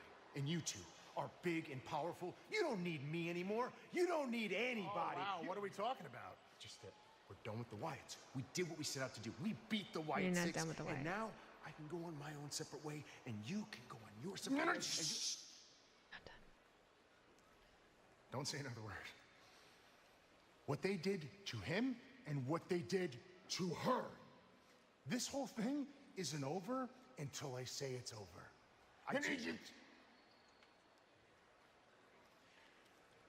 We've been reacting to the Wyatts this entire time. Now we're going to take the first strike. So remember that guy who kidnapped you and tortured you? Dexter Loomis? Yes. You're going to fight him next week on Monday Night Raw. I'm not going to do that. Yes. You need to do that. Oh, yes, please do that. Miz, the way I see it is I saved you twice. Damn, Paul. You owe us. Very simple. You go to Adam Pearce to get the match done. And by the way, I just want to remind you, you've won 22 titles in your WWE career. You can do this. It's Dexter, though. I get to see Dexter wrestle against Miz. That's exciting. You think you can take Loomis? Honestly, I don't know. But we're going to keep testing the Wyatts. And Miz is about to learn a very valuable lesson. You just... When you make a deal with the devil, you don't run out on him. This makes my heart so fucking happy. This makes me so happy. This makes me so happy. Oh my God. For so many reasons. For so many reasons, it makes me so happy. Ah. Carrion, it's happening. Ah. Ah. Fucking hell. I don't have to worry about y'all so much anymore. With a resume detailing that.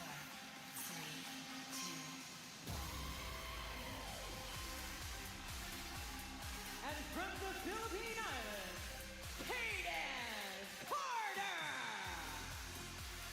Triple threat now, and Caden Carter 2 weeks ago in this tournament, we saw Katana Chance come up short in triple threat. Now it's her dear friend, tag team partner. Caden Carter will test herself. Here's how the bracket sets up, Wade. Let's go through it with this Intercontinental Championship tournament bracket. Yeah, 3 women in the ring now looking to join the semi-finals of this Women's Intercontinental Championship tournament. Of course, we saw Dakota Kai get through a couple of weeks ago. Lyra Valkyria joined her last week, who will be the third. Who's winning this? Who the fuck? I don't understand these brackets. Is it? Who the hell? This is a we're still in a triple.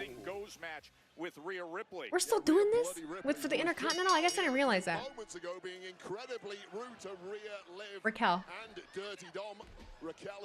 I'd say Raquel. Raquel or Zoe.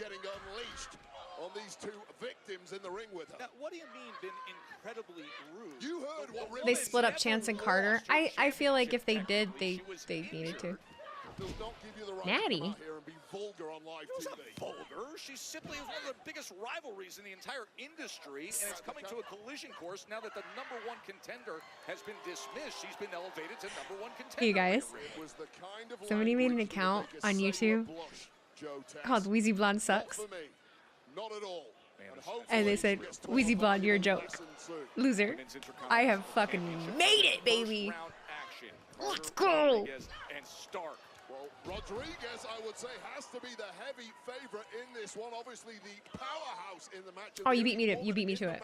Who has won singles gold under the WWE umbrella, was the women's NXT champ several years ago. Look at this from Carter. Carter and Zoe Stark have previously won tag championships. Hey, look, ma, I made it. Do do do.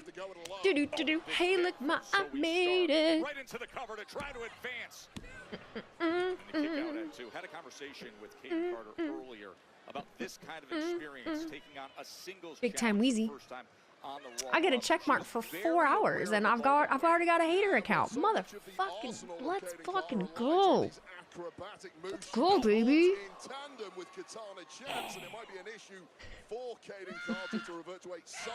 Hey, look, I made it. Is doing a hit and run right now. Big boot from Rodriguez. Kaden Carter is undersized, but she sees that as an advantage, allows her to be diminutive. Whoa! Spinning through the ropes to the outside. It's like a ninjetti corkscrew kick. If you know, you know. And Zoe Stark, triple threat in this tournament first round. No, Carter is dope, so hold for it sure. up high. Troll life. This is basic trollonomics. Boop, boop, tsh. It's a good one, Arsenal. Hell yeah. Nice Power Rangers reference. You got it. Ninjetti corkscrew. R.I.P. JDF. Wheezy is our social media tribal chief. Person sounds like they are a joy to be around. They probably live on the internet just wanting attention. They do. I'll give it to them. I don't care.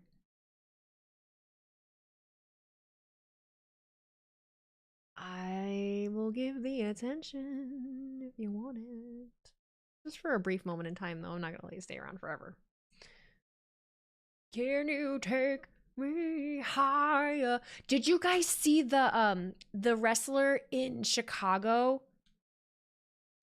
The wrestler in Chicago that has, is it Pearl Jam? It's like a Pearl Jam song. It's like Even Flow, but it's just his name, and I can't think of what his name is. No, not CM Punk. See where we're going there, but if your name is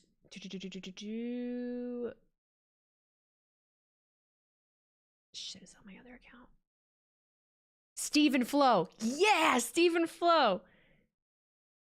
Oh, where'd it go? Oh, I did have it on that account. I'm just curious though. Stop. What is happening here? Oh, I'm really trying to learn in Android, but it's difficult. It is difícil. Fuck, I gotta get back to my other account. I just want to play the song for you. What fucking notifications? Go away. My friend that works for the Lions sent it to me, and I was like, oh, bitch, I've already seen it. Load? Why is nothing loading? What the fuck? Here we go.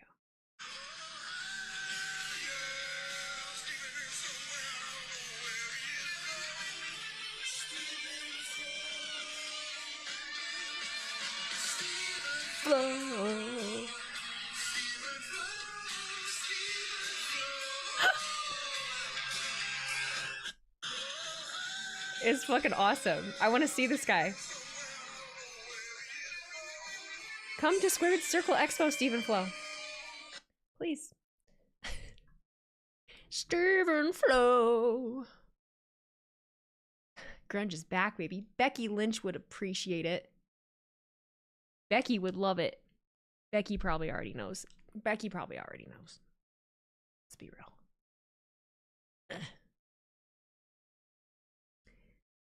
iPhone could be worse, but you got Ziri. I literally have both. I ain't got no dog in the fight. I've got fucking both, so I don't partake in those silly arguments because I don't make decisions in life. If you're new to me, I don't have strong opinions or make decisions. I'm an in-betweener. A tweener. We're watching first round action of the Women's Intercontinental Championship Woo! Woo! And by the way, I did get that from Creed. To Chelsea Yeah. for winning What the do you mean I got that US from Creed? defeating Michin at Saturday night's main event. Those are two very like distinct sounds. So when you think of Creed, I think of "With our wide open," and then I think of fucking Eddie Vedder. I'm like, like yeah. Act like I'm stupid. You're stupid. I'm kidding. From the highly innovative Kaden Carter, who perhaps could pull off a shock victory tonight. I don't think anyone was expecting this level of dominance from Kaden Carter, but she is opening a lot of eyes here. You can see the focus in her eyes as she comes in strong against Zoe Stark. Of course, all the success as a tag team champion with Katana Chance. And now this opportunity right here, but Raquel Rodriguez pulling her out to the floor. What a deep play, but Kaden Carter has proven to have, but there's very little you can do against the power of Raquel Rodriguez. For my money, the strongest woman in either the Raw or SmackDown locker rooms. Will take out that wheel. Wow! Power goes away in a hurry. Crossbody from Zoe Stark to the outside. Fire up, Zoe. PFC claim they run the women's division here. I really would love it for Zoe. A little hollow in that they have no goal. Zoe Stark is on a mission to change that. You always leave these streams with Creed stuck in your head. You're welcome.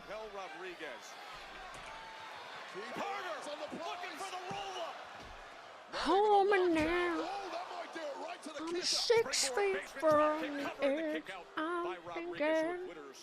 You have strong opinions all the time. You just try to hide it for some reason. I really don't, though. And if I come off that I have strong opinions, like I don't. The devil couldn't touch me, so he made me able to see everyone's point of view. It's a curse.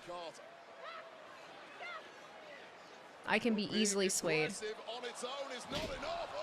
at that as Stark went into position, and then Rodriguez just blasted both of them. Turned into a German suplex-like move there from Stark. Don't know how much she knew about it. Big clothesline. Lots of yelling. From Raquel Rodriguez straight into the cover to advance out of the first round as Zoe survives it. Such a commanding A fire though. Is Raquel Rodriguez really has come back in a rich vein of form since returning here on Raw and aligning us. Not by the hair, Raquel. Looking for the roll up again. Trying. Carter, but does she have enough strength? No, instead straight into the arms of Rodriguez. Absolute alpha female performance here from Raquel. It's a big moment for Raquel Rodriguez in command. Twisted Vader bomb almost there, and this is it. That's a Tahana bomb. Tahana bomb opportunity. Can she deliver? Oh shit. Oh, missile drop kick. Zoe Stark. Zoe. Hit the target Zoe. right on the spot. And now Kaden Carter's all alone in the ring. Oh my. It's alright. It's alright. It's okay. Holy shit, it's Zoe, but shit. Fuck yeah. Good for you. Victory for PFC's Zoe Stark. Let's take a look at the updated bracket. So joining Lyra Valkyria And then, Kai in the semifinals. so then it's Alba, Kyrie, and Natalia. Will face the Kiwi. I want it to be Natty. I want it to be Natty. Through to the final of this tournament. I'm glad that worked out too. She's all right. I won't.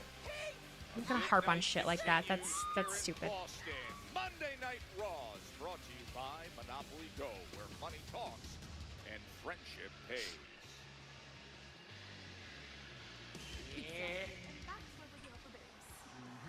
So, what did you think of our commercial?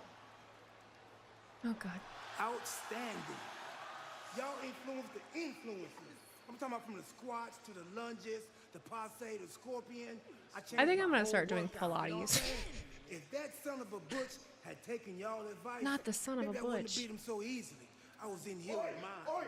There you are. Keep that name out of your mouth. I'm sick of hearing it. Pete, what are you doing with your hair, buddy boy? What are we doing? I didn't tell him to say that name. Yes, you did. This all came from you. This is your fault. And if I hear it one more time, I'm gonna break your jaw. Butch, please. I'm trying to help you out, Pete. Last warning. Butch, please. Not Butch, please. Look at this clown show. Put it on a show. You idiots happy with what you've done to my academy, huh? Huh? You ruined it. I made you all into superstars you could have never been, and then I left it in your hands to help it flourish. And you turned it into a joke. I saw your little commercial you did last week. It's pathetic. All right, and every one of you were to blame. You're pathetic. You're pathetic, and you're the worst of all. When I first met you, Punch him in the you were a little face. insignificant. No, shut up! Thank you. Let's go, Odie. Looks like I was right. It's time to kill my darlings. And I'm starting with you. Fuck him up, Tozawa. Fuck him up. He ain't being silly. He ready. Tag teams in WWE See that? Is presented Locked by in. Chime. Teaming up with you to Locked help. in. He's ready. He's ready. Ready to go. I like that shirt. How much is it? I need to stop. This is ridiculous. Is it true when you go to a live WWE event and sit at ringside, you keep the seat to sit in? Yeah, I believe so. The one that faces hard cam, yeah. It's like a VIP something.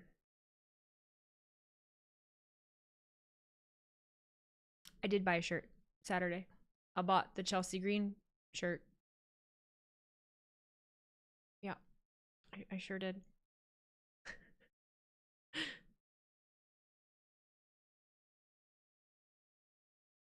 You have your seat from SmackDown seat and a mini VIP belt with it. Oh, cool. Didn't you buy that on stream? I sure did. I need to find my wallet. I need to pay my coach. Just remembered that. It is a good shirt. It's a great shirt. Chelsea green. And I probably won't even cut it. I probably won't even modify it. I want to get a sewing machine. I know it was random. I do want to get a sewing machine.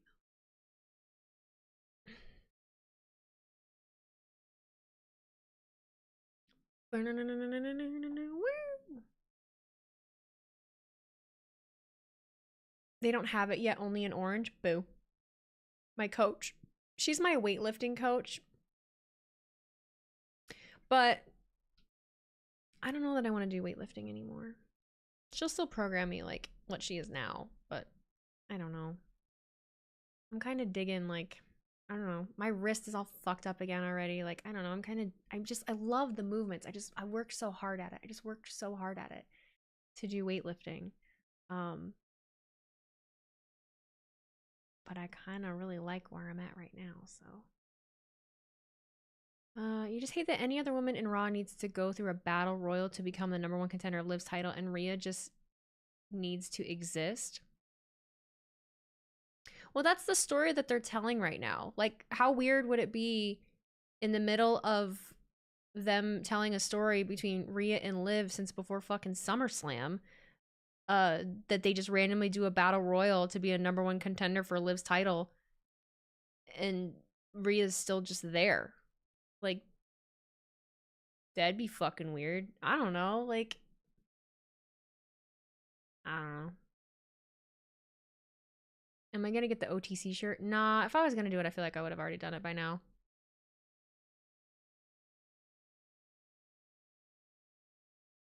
Good evening. Hello, Dragon Warrior. How are you? Oh, you're trying to get an OTC shirt and also wouldn't mind getting a Cena shirt? I've said that I was gonna get the Cena, some of the Cena shirts, and I didn't get any of them.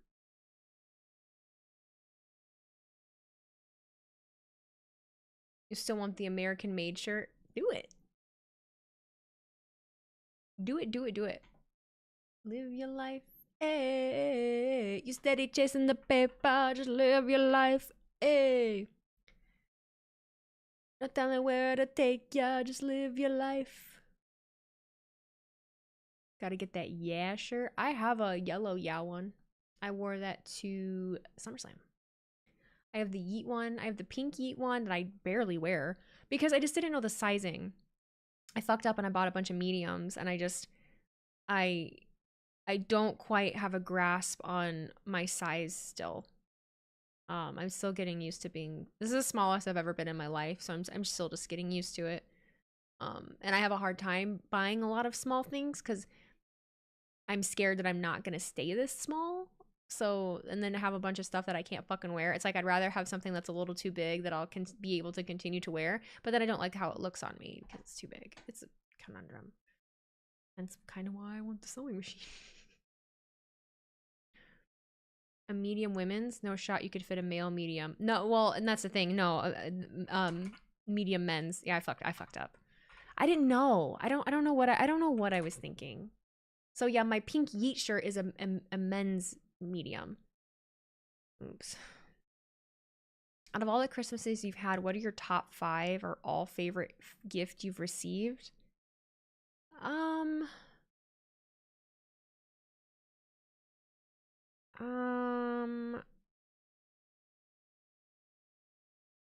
don't focus on a lot of like material things. I'd have to think for a moment. Isn't it fucking Netflix again? What is this?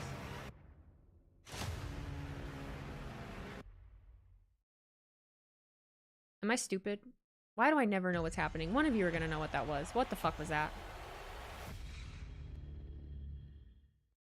We don't do it. Doesn't we all? You guys don't know either. Oh my god.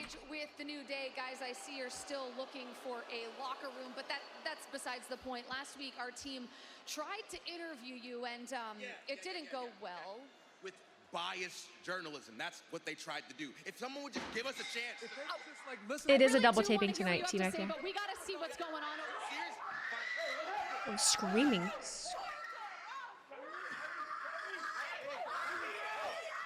What? Who did that? Was that PFC that did that? To celebrate progressing in the Intercontinental Championship tournament, Zoe Stark once again with a targeted attack designed to Why would they do injure that? members of the women's locker room. PFC are a disgrace. Too many times we have witnessed this scene. We will try to get you an update as to the condition of Kyrie Sane after what we just. Why would they want to take out Kyrie? Right now we have the World Tag Team Championship match, and Wade. Why would they want to take out Kyrie? You know exactly what that means. It's time, isn't it, Joe? It is. Go ahead and take it, my man. Feel the sirens because Raw is war. Oh, cause it's Dakota versus Zoe?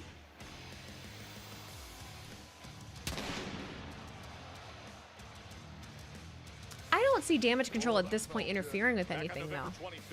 But okay, that makes sense then, because if PFC comes out to fuck shit up, then there's not going to be as many people to help.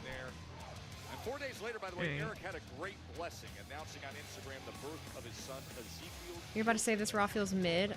I bet next week's episode is going to be good. I think this is I feel personally like this is a solid episode. Like, it's obviously not my favorite. Was it a Penta vignette? I don't know. These two are so fucking underrated. I love them. I loved them when they. I'm such a Lions fan right now. I loved them when they were the Viking Experience. I loved them when they were the Viking Raiders. I love them now as the War Raiders.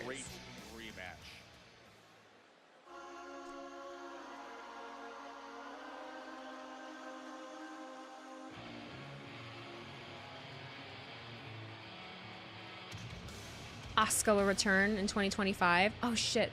That's what my brain was trying to do. I'm like, who could return in that spot? It could be Asuka. You're right. Did I like them when they were War Machine? I wasn't really regularly watching NXT at that time. So I can't claim that. I was on and off with NXT for a long time. Obviously still am. Fuck you, Finn Balor, you suck. It has been a complicated past month for the Judgment Day. JD McDonough, Finn Balor defending their championships. Wait, something. No mask this time. Well, it's not a PLE. Well, never mind. Saturday wasn't a PLE either. I wouldn't agree with that.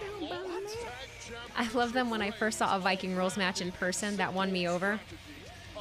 They're amazing to see in person. Get the belts off of them. Wait. 175 days as tag team champions, and this is their third defense. Come now. Who was their second defense against their opponents? Ivar also interacts with my stuff, so we like Ivar. Ivar's fucking cool as shit. Come to Shrine Expo Hall in Los Angeles. It'll come your way Tuesday, January 7th.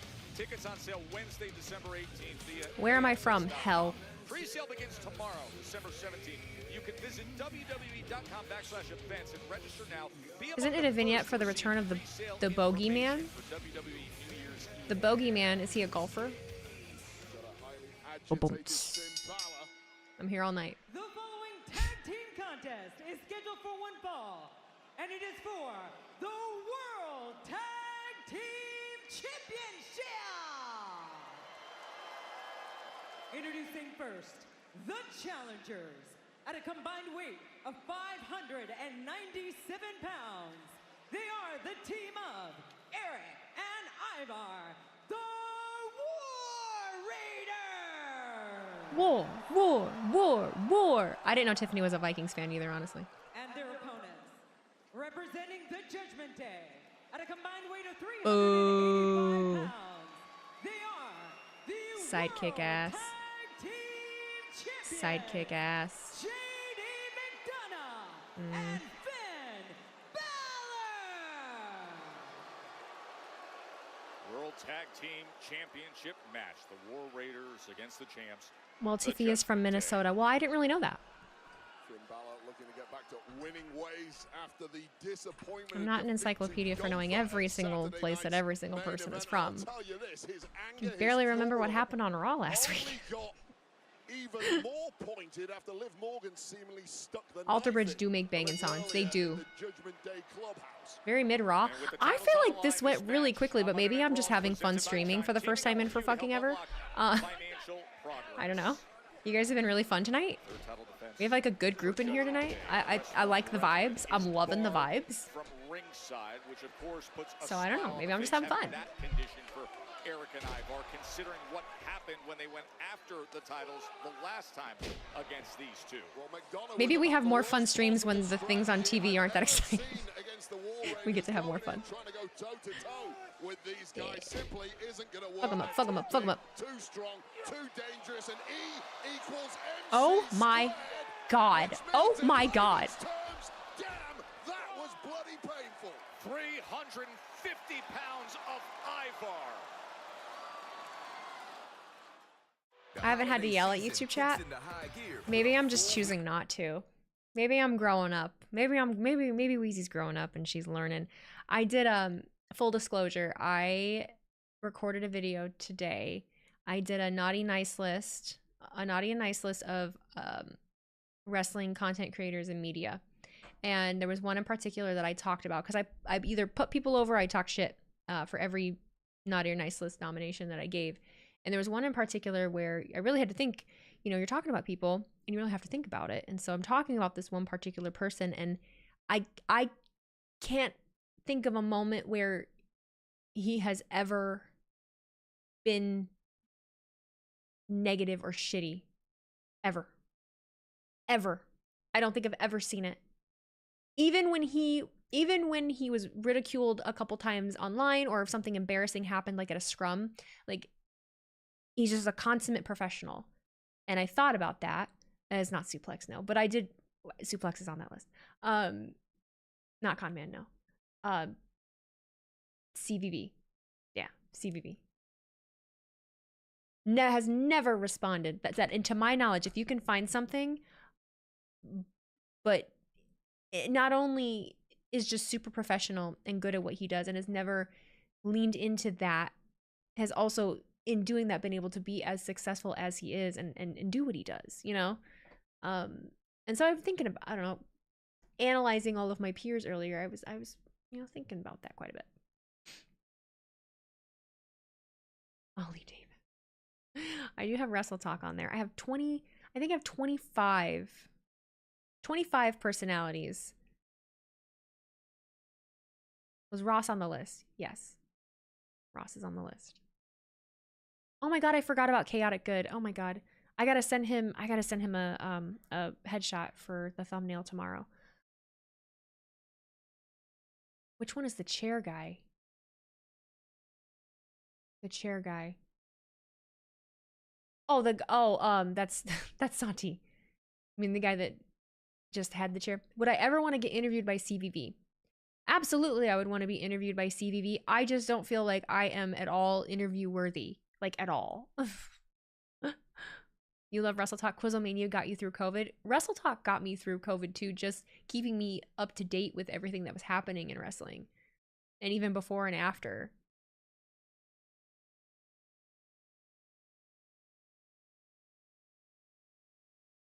Conman is on it, yes. 25. Was Wrestle Days on the list? Wrestle Days is not on the list, no, just because I don't know them. I don't know them and I don't consume a lot of their content. So To be on the list, I had to know them or know of their content in some capacity. Simon Miller is on the list, yes.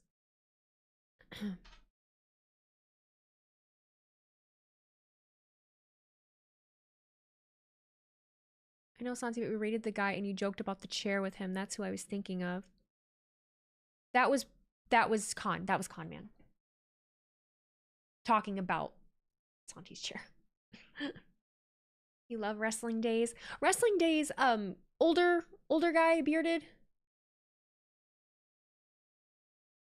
I know of him and I've seen his stuff. It's just not normally anything that I consume. JD is on the list, yeah. And did you talk shit about Wrestle Talk? I didn't talk shit about Wrestle Talk. You have to watch the video. There are people on the naughty list. I will tell you that. There are people on the naughty list. But it's all in good fun. It's all in good fun. Oh, it's your boy Hans. Thank you for the $1.99 super chat. Chaotic Good is in Grossy? Yes. I will be on Chaotic Good tomorrow night. Blindsided the referee. Underhanded tactics. Elbow drop into the hook of the leg and the kick out by Ivar. And that's exactly what happened. The tactics by McDonough and Finn. Yeah, sometimes in a matchup like this against you don't know any of these people? That's okay. There's a lot. There's so many people that do wrestling things. So many. Coming through there, and when you get that, kick that door wide open, which is about what we're going to witness here. Think about the career of Cultaholic. No Cultaholic. Dealing with all the complexities to carry into this match. His obsession with Damian Priest, his desire to win the World Heavyweight Championship. Ring the bell. Just defeated on Saturday. Now, why are you messing with us? You Stephanie Hypes. You worry about your job, I'll worry about mine. Why don't you show some respect to a champion, Joe Tess is fighting back. Did you hear him? McDonough headbutts flying your way. Stash Bros. Finn Balor and his recent activity and the unique role that we even saw earlier tonight, the tension that we've been feeling and sensing within the Judgment Day itself, specifically the relationship with Finn and Liv. Yeah, no doubt. It's a bit of a power struggle. There apparently is no leader in the Judgment Day currently. How fucking flip. by Ivar at his size, 6'2", 350. 6'2", 350. That a guy his size has no right whatsoever in possessing. What do you mean I know about Stash Bros? Of course I do. I always thought they didn't like me. They do. We've just recently talked. Just recently. And here comes Eric as Ivar was dragging JD. Completely fresh. Oh my God. Wants to win some gold for that newborn at home. You heard the War Raiders earlier. This is more than just titles on the line. Tonight we go to war. High landing there for JD McDonough. Finn Balor desperately trying to stem the tide of this one. Good as it. No chance. Sorry. Massive Uranagi there from Eric. Great momentum for the War Raiders. Trying to claim gold. It has just been one-way traffic. Aside from that brief flurry of offense from the Judgment Day, it's I don't have Dead Meat on there, just because that's not a wrestling channel. WWE, but all the medical adversity they face. But they'd be on the nice list. They're cool shit. Wondering if their careers would even be able to advance. Oh, Finn! Look to trip him up. Once again, it's those underhanded tactics. Wrestling Days has got a great personality, funny dude. I imagine so, because everyone seems to really like him. He has a great reputation.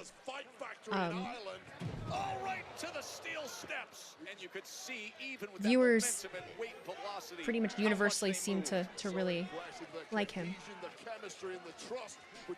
I don't know who Luge is. I'm sorry. I don't know who that is. Send me a link.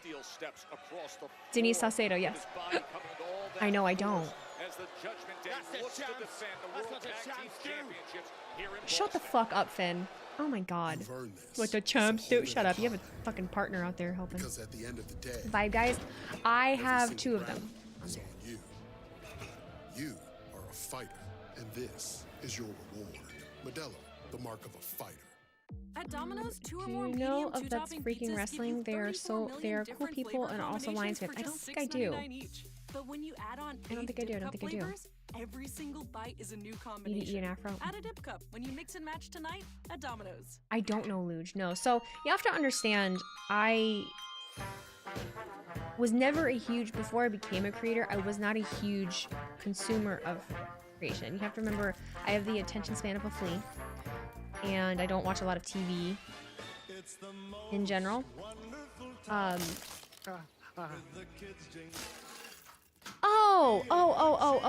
Oh, yeah. I know of her, of course. Yeah.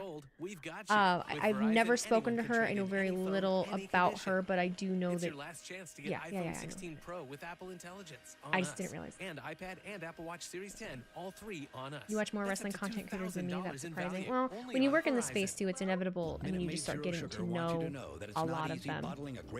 The ones that go to shows and places that kind of do legwork, you end up meeting a lot of them. And behind the scenes, a lot of us are very helpful with each other, and we're all in this together. There's some shitheads, but not very many, personally. Thank you. Dank ops. But I don't think they take that here. That sounds super familiar. They take Discover. It's accepted at 99% of places. But I don't think I've also consumed any of their stuff either. I didn't know that. You're stuck in the past. Unlike me. Moody Mini Portable, love Mini, obviously. Mini is a great friend of mine. Oh, okay. Discover is accepted at 99% of places nationwide. Portable is good too. Earn cash back at all. Solo Monster and Days are my fave in their own way. I like originality. We have to wake up to murders every morning. Do you remember Teaming Tubby Emu? He's an OG wrestling YouTube. I don't know. Victim of the West Side Ripper. What if we make a podcast about this? I only really watch Yusanti, Khan, and see wrestling. We force them to do it. I think that's most people. I think a lot of people just have a few, that they resonate with and that they watch regularly. And that's the cool thing, is that there's somebody for everybody, and not everyone is for everyone either, and that's that's okay. Do you have any advice on someone that wants to start streaming wrestling content? I have a lot of advice. I have a ton.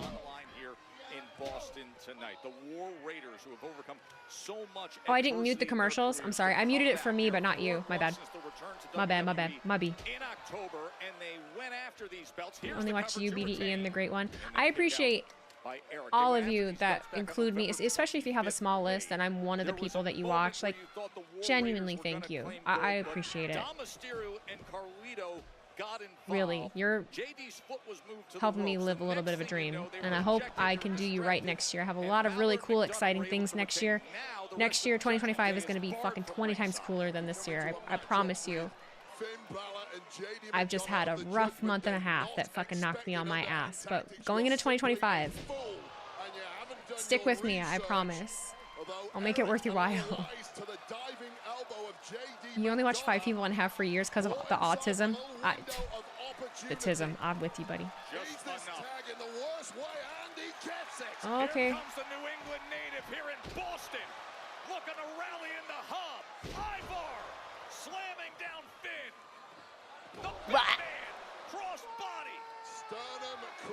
My bud. I want it for them so bad.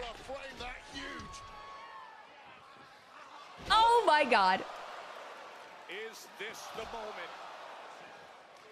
That spinning kick from Ivar. How are you supposed to defend yourself against a guy who can do that?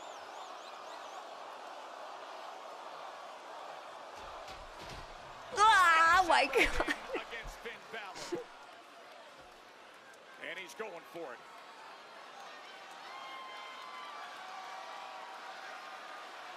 Ivar. Oh, Finn's up. Oh. Quick to get up. Smartest move Finn Balor has ever pulled out.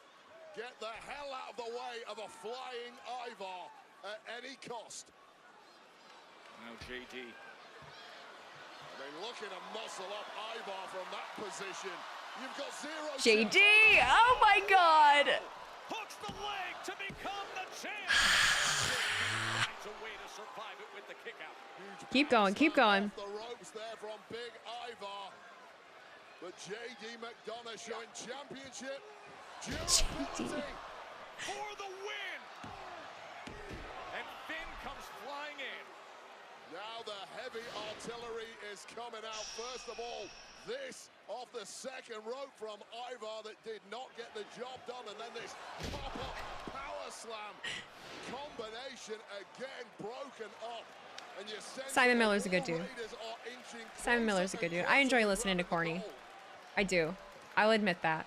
I don't agree with him, but that's the cool thing about being able to listen to someone that you don't always agree with. Like when it's really...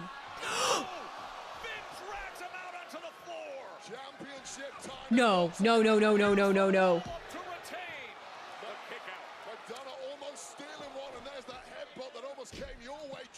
Finn's stupid ass is in.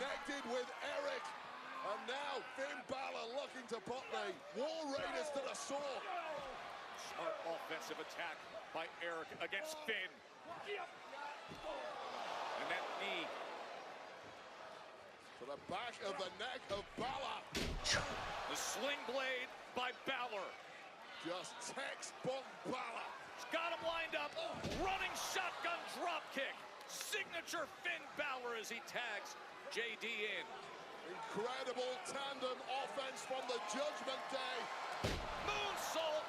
And now Ivar, get up, buddy. Get up, Ivar.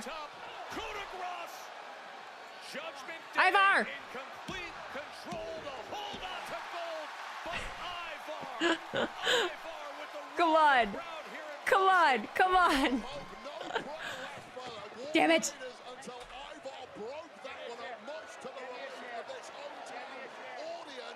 Get you a chair. Finn. I cannot believe I hate Finn Balor this much. I say this every time. I would have never believed you that this would be my feelings towards Finn Balor. Get out of the way, camera guy. I really want to answer your questions. I just want to be present for this. What?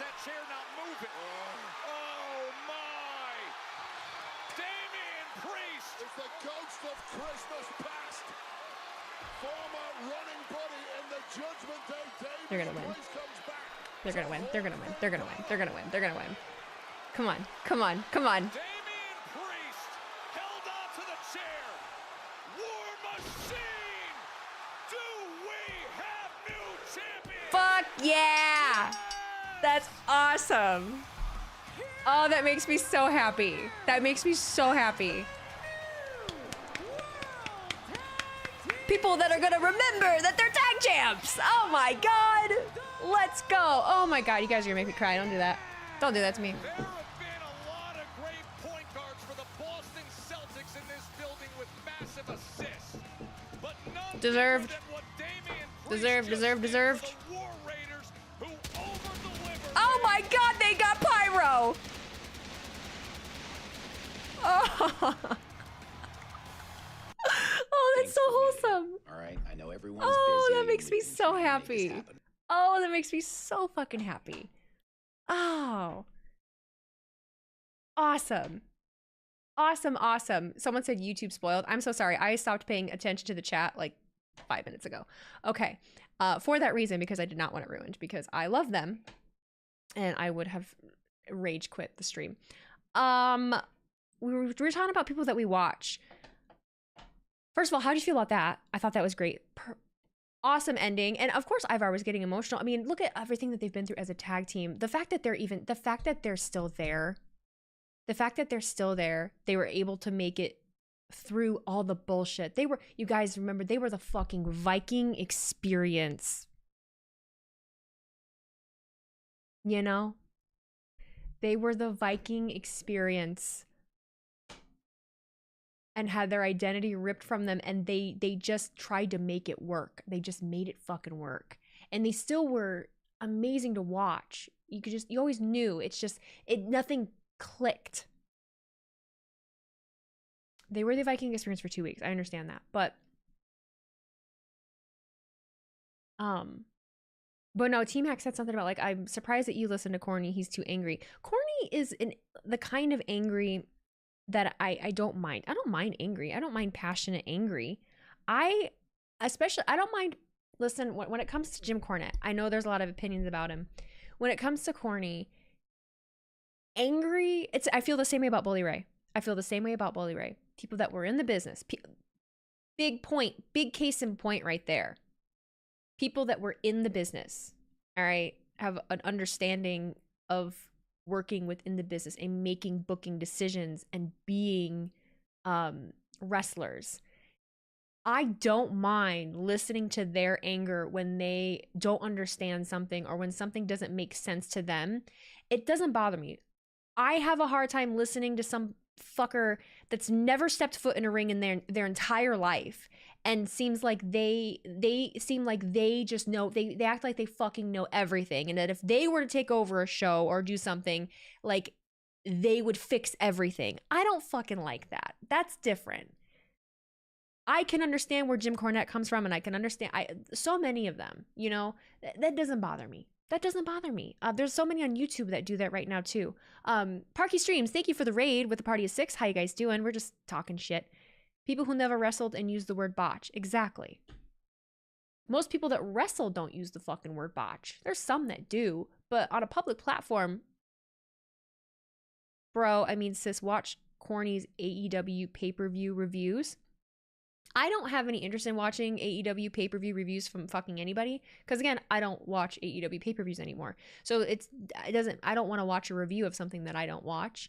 But again, it doesn't bother me as much if the person is in the business. It's almost like, it's like listening to a point of authority. I wouldn't like, I try to liken it to, I'm a hairdresser. People can scroll on TikTok all day long and watch videos of people doing hair and foiling and doing these styles, and they can think all day long that they know how to do hair, but they have never stood behind a chair for 10 hours a day. They've never cried in the break room when something didn't go wrong. They've never ruined a bride's wedding day. They've never cut their knuckle off, cutting past their second knuckle. So if anyone that has never worked behind a chair before sits, and it's happened, ever tries to sit there and tell me how I should do my fucking job or criticize the way that a hairstylist does something, I don't want to hear it, you know? And I think a lot of you guys could probably relate it just to your jobs, depending on what you do. Just relate it to your job. You're an expert at what you do. You know, everyone is an expert at something. Everyone has their thing that you have physically done and you know like the back of your hand. So if you have somebody else shitting all over and acting like they could do the thing better than you that you do, but they've never done it, rage inducing. So I feel the same way when it comes to professional wrestling. And that's why I will not ever criticize it in a way that some others do that works, because it just, I can't. I'm a fan. I'm a consumer. I am a viewer. I am a watcher, not a doer. As much as I wanted to be a doer, I was not willing to make the sacrifices to do the doing. And I will tell you from firsthand fucking experience, I get a lot more respect doing what I do and a lot more opportunities doing what I do than a lot of other people that think their shit doesn't stink and that they're able to do whatever the fuck they want to do, you know? The professional wrestling industry is built upon respect above all else. There are unspoken rules. There are just things that if you know, you know, and if you don't, you don't. And that's really all I have to say about that, Jenny. Anyway, I just rambled. I wanted to say I still have Liberace on my phone in case you wanted to know. I gotta see I see a lot of you guys saying that makes sense. Cool. I'm glad I make sense. Sometimes I don't. You're 33 and still haven't found your passion. That's okay. Do you have ADHD by any chance? We have a lot of passions. Like, I saw someone else say it before and it made me feel super like seen, that when you have an attention deficit disorder, you have so many things that you want to try. Like you put your eggs in so many different baskets, but then you're never able to hone in on one thing because you're off to the next. You know, you find one thing that you really like, Don't be like that. I was complimenting your insight. No, I'm being dead ass, T-Mac. I'm not being salty with you. You're someone you can actually have conversations with. I know that about you. You're fine. Yes, and you're on the spectrum. There you go. Every time. You can't hone in on one thing. It's annoying. It's very annoying. Sometimes I think that I have my problem for a long time. I had so many passions and so many things I wanted to do that I always felt like I was never gonna be good at anything because I could never focus on one thing. And so this is the first time in my life that I'm forcing myself to do this and learning how to make it work, because I've come so far. Because any other time that I've gotten to this point in anything else that I've done, I was almost a platform educator for Aveda. I was almost a business building for hairstylists. It was a program based out of Minneapolis, Minnesota. I was almost an educator for them. I was going to travel the country. I was going to be a platform artist in another hair company. And every time it was like, my boss at the time, I remember her telling me, like, she's like, I can just tell, like, you're destined for more. Like, I can tell that, like, you have it, like, you can do it. And then it would get to me pulling the trigger and needing to focus on it, and then I'd quit. Every time. Every fucking time. I did the same thing with the business building class. I've done it with everything. I've never stuck to anything in my entire fucking life. I've quit so many things. But the thing about it is you're never afraid to try anything. I'm not afraid to try anything. I'm not afraid to fail at anything because I've failed so many times. Like, if you're afraid of failure, you'll never try anything. It's just the problem with us is that we don't stick with it. I'm really rambling now. But these are the moment of the night where we get deep and talk about things. So if you have a question, let me know. Ralph, I retire in 952 days. Not that I'm counting, but I have no clue what I'm going to do when I retire. Do whatever you want. You've got time, obviously, to think about it, but it's a crazy thing to think about. No work. You still have the same job I've had ever since I left college 15 years ago. That's crazy. Feel you, Wheezy. What's your biggest fear? Oh, I don't want to get too deep in that because that can get real negative. I have a lot of fears. If I have to think of like the most generic one, it's literally just getting older and having regrets of waking up at 50 to 70 years old and having not done something that I should have done out of fear.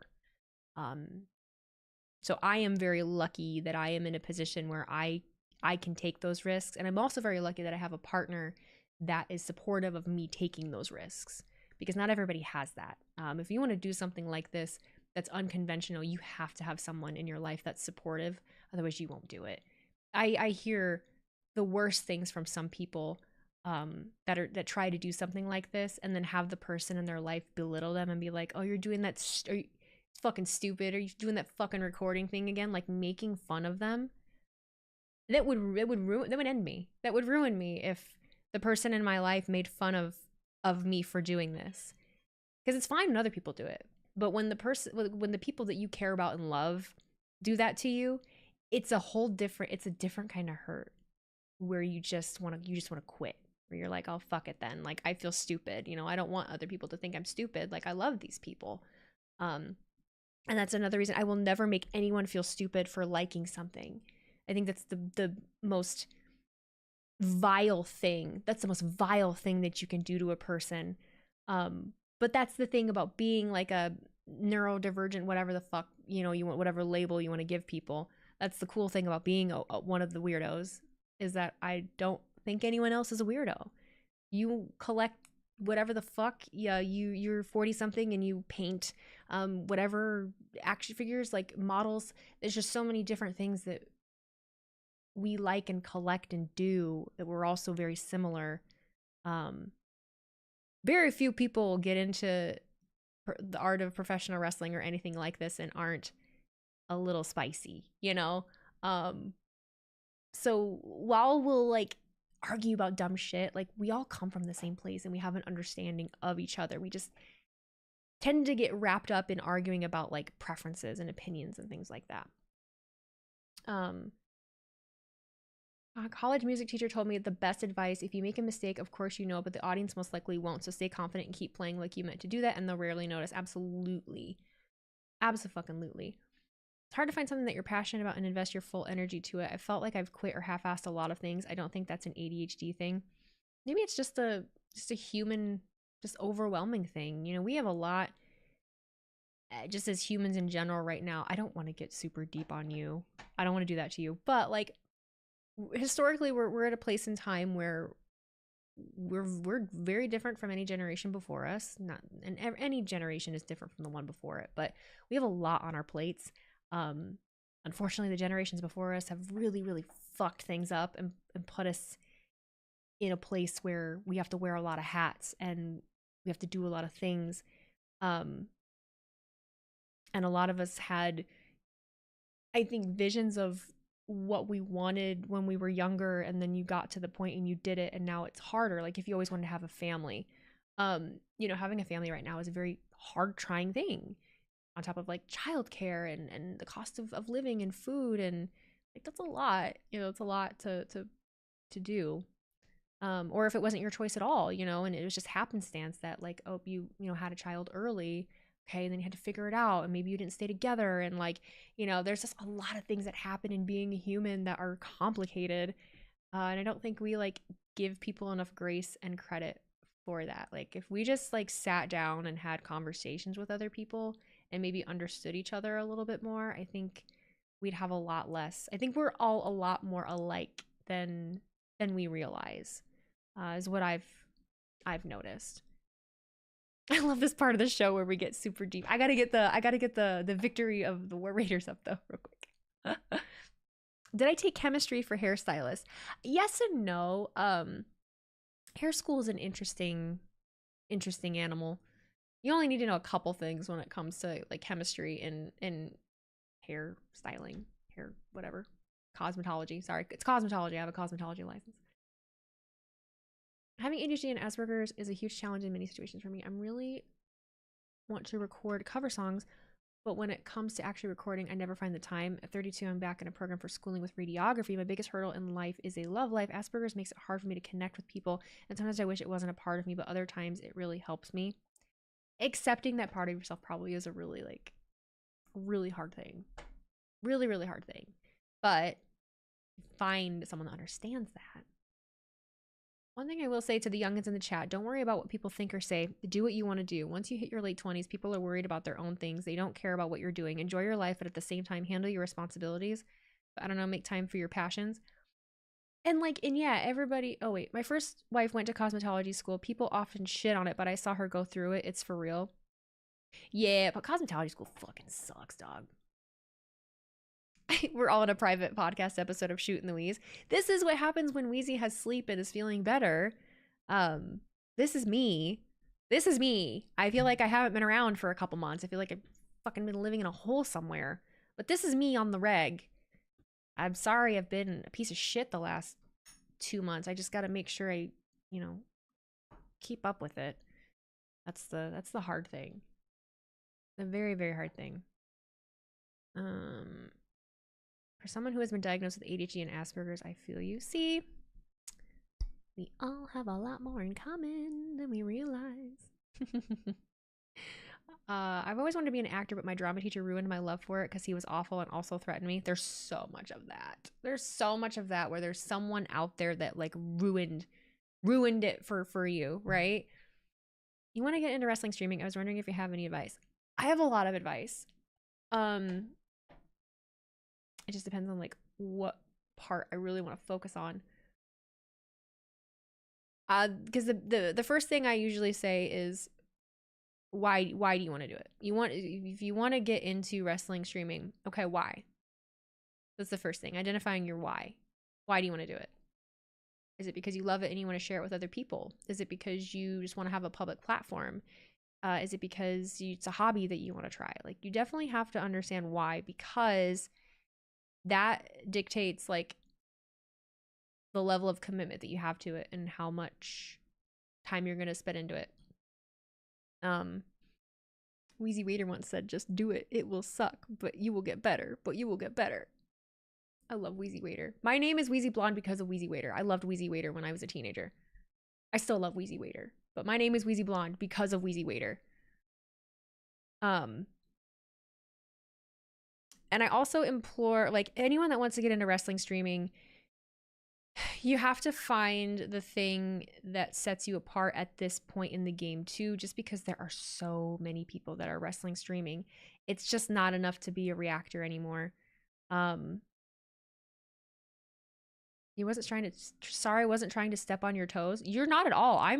I'm sorry if you misread like the way that I was speaking, but no, I love Wheezy Waiter. I didn't see that was a reply to somebody else. Somebody asked what mic I have. What mic is that? I want it. My favorite color is red. So it's not really just the mic. This is actually pink. Fuck off. This is a point of contention every time. This is pink.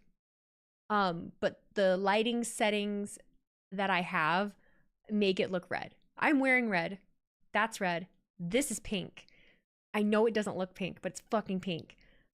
But you can get these covers on Amazon for any mic that you have. This is a Shure SM7B. It's a higher quality microphone, but it's a beautiful microphone. Stop talking and responded to my comment. Oh, I don't care. I do that. ADHD, bitch. I'll bounce around. Bing, bing, bing. We're fine. They're used to it. If you're new and you're not used to it, hello. It's almost the same as wanting to be a podcaster. Everyone has a podcast. What sets your podcast apart? What makes it different? Adding it's fucking pink to chat notification. Just an automatic reply anytime someone says red. It's pink! No, it's fine. I know it looks red. But I promise you, she's pink. Does my phone case look pink? See, that looks pink. Well, see, the dark pink doesn't, but the light pink does. If I shine a light on her, will that help? I mean, kind of. See, does that make it, does that help you see that's pink? That's pink. Pink, red. Pink, red. Pink, red. I can't even think what pink is in Spanish. I don't remember that one. Strawberry pink. Oh, we're getting fancy. We're getting fancy. Is there any drones flying around your neighborhood? Yeah. No. I live in farm country. There's drones everywhere.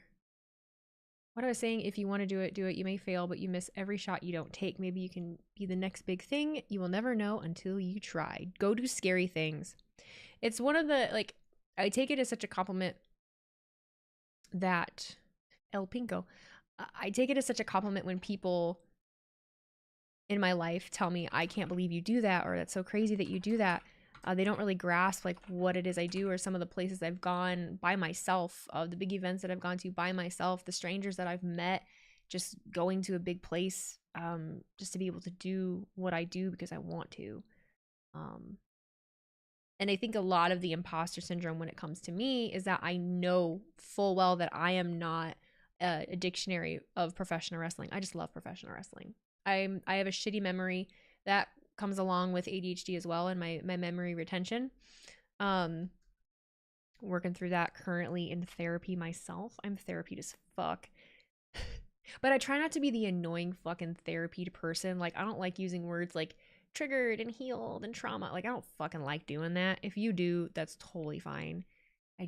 I'm my father's daughter, and I just don't, you know. I can acknowledge where my issues are and things, but like, let's just focus on the future. You know, let's just find out why we do what we do, and then like let's fix it for later so we don't fuck other people up. You know, one of the scariest things is going places by yourself, but you get better at it the more you do it, the more you flex it, and the more you try it. If you're not, what did you say? If you're not scared, then you're not doing, I don't know.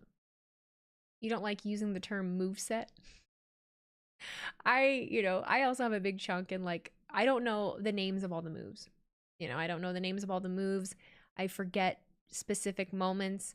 I really have to be invested to remember specific things. Like even just the recap of the year is hard for me. There's a lot of shit that happens. That's the thing about professional wrestling, is just there's so much, and there was only so much room up here for things to stick. You have ADHD but have a really good memory, especially in stuff that I like, and hate multitasking making me think about something else even though I'm concentrating on something already. Multitasking is our enemy. You get picked on for knowing the name of any move I see. Who the fuck picks on you? That's silly. I get picked on for not knowing. So apparently you just can't be right no matter what. So that's fine. You learn the names of the moves from the commentators. I have too. Since I've been streaming, I've learned a lot more. I've definitely learned a lot more, but there's just so much, you know, and then not knowing the the origin of a name, but then you know the name of a finisher, or the 3 different names that it has from the 3 different people that have used it. Like there's so much.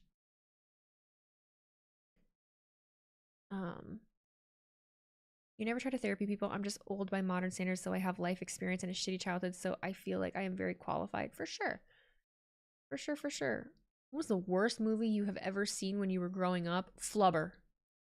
Flubber was ass. We left the theater for Flubber. That was the worst fucking movie. I don't think we made it a half hour in that movie. We were gone. I don't even remember the fucking premise of Flubber. I just know that we did not do it. Sorry, Tim Allen. Was it Tim Allen? I don't even remember who the fuck was in the movie.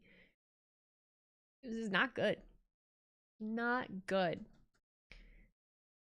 Top 3 movies I've ever watched. I can name 3 off the top of my head, but as far as like giving you an actual top 3, there's too many. There's just too many great movies out there. Lords of Dogtown is one of my favorite movies of all time. It's the one that I come up with really quickly. But like I also, oh my god, The Deer Hunter. If you know what that is, like The Deer Hunter is one of my favorite movies. Pulp Fiction is one of my favorite movies. I have an obsession with early 90s, late 90s comedy movies. So Pauly Shore movies. Major Payne is one of my favorites. Full Metal Jacket. I am my father's daughter. I was raised by a single dad in the 90s. So those are the things that I saw a lot of. All the Santa Claus movies. Almost anything that Tim Allen is in. Oh my god, the Beverly Hills Cop.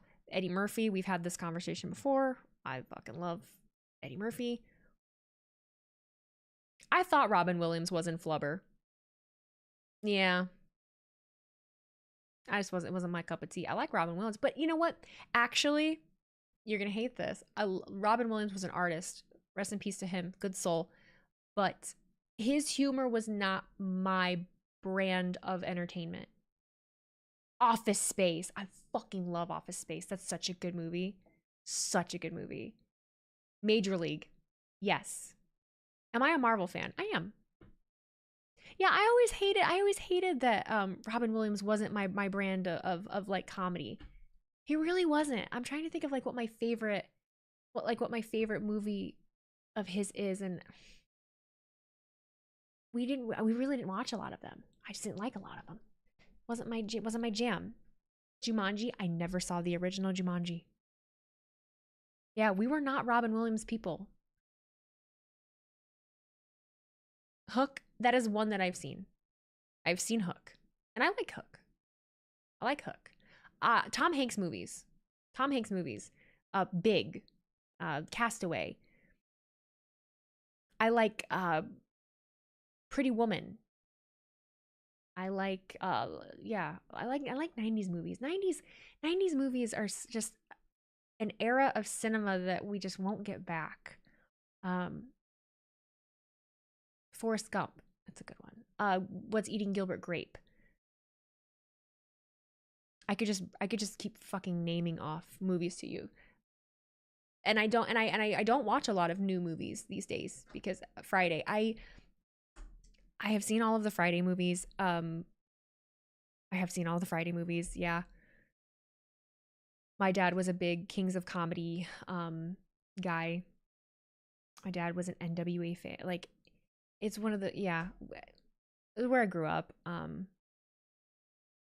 I've had this conversation on here before, but I like implore people. I like telling people that I like things and appreciate things that aren't my culture, just because it helps you understand people that you otherwise like would never have conversations with or wouldn't understand. Like just try different things. Like just try different things, and don't try to take it on as your own. Don't try to take it on as your own and act like you understand, but let it help you understand someone that you otherwise wouldn't. All the South Parks. I've seen all the South Parks. The Goonies. The Goonies. Kings of Comedy is too funny. Bernie Mac was my dad's favorite. Bernie Mac was my dad's favorite. Watched the Bernie Mac show as a kid. Bernie Mac's death was a hard one. That was a hard one for us, I remember. I had all the Austin Powers ones. Yes. What's the one? Mr. Clark. What the fuck is that movie? Because that's Morgan Freeman. Is it Stand By Me? No, not Stand By Me. I'm sorry. What the fuck movie is that? Oh, that's going to drive me nuts. Someone's got to know. Is it Lean On Me? Because they sing the song. Mr. Clark, he's the principal of the shitty school. That's a good movie. That's a really good movie. I've seen Stand By Me. It doesn't stick in there that well. Lean On Me does though. The Rundown with The Rock. There's was it Walking Tall that has Johnny Knoxville in it? We're just fucking spitting movies at each other right now. Remember the Titans is a great one. Love Remember the Titans. Radio. I liked Radio. My Name's Radio. That was a good movie. I liked Cuba Gooding Jr. Snow Dogs. Fucking Snow Dogs. Oh my god, that's a good movie. If you've never seen Snow Dogs, you need to watch Snow Dogs. Radio is a that's a tearjerker. Training Day. Oh, that's a fucked up movie. Snow Dogs. Cisco's in that movie. The Breakfast Club. Oh, I love The Breakfast Club. Yeah. 80s movies. Again, my dad's a child of the 80s, so all of the Pretty in Pink, Breakfast Club, Ferris Bueller's Day Off. I did say it before you typed it.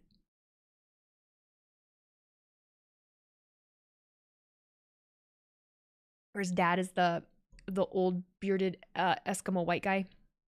That's a good fucking movie. That's a good movie. I want to watch that now. That's a Christmas movie. We gotta watch Snow Dogs.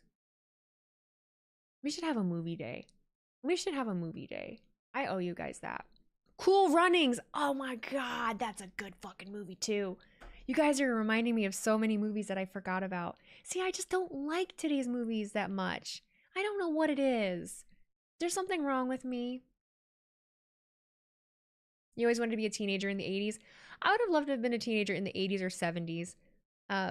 I've learned to not get angry with people in their 60s now. I was just at a wedding this past weekend, and this couple that I'm friends with, they're in their early 60s, and they had a couple of drinks, and I mean, they were just, reminiscing and talking about how their generation, in the 70s was just the best, and like the best music, and they had the best this and the best like all this stuff, and I just was like, you're right. Like, I don't think any of us contest that. We don't disagree with you. Like, we absolutely fucking know. Like, we know.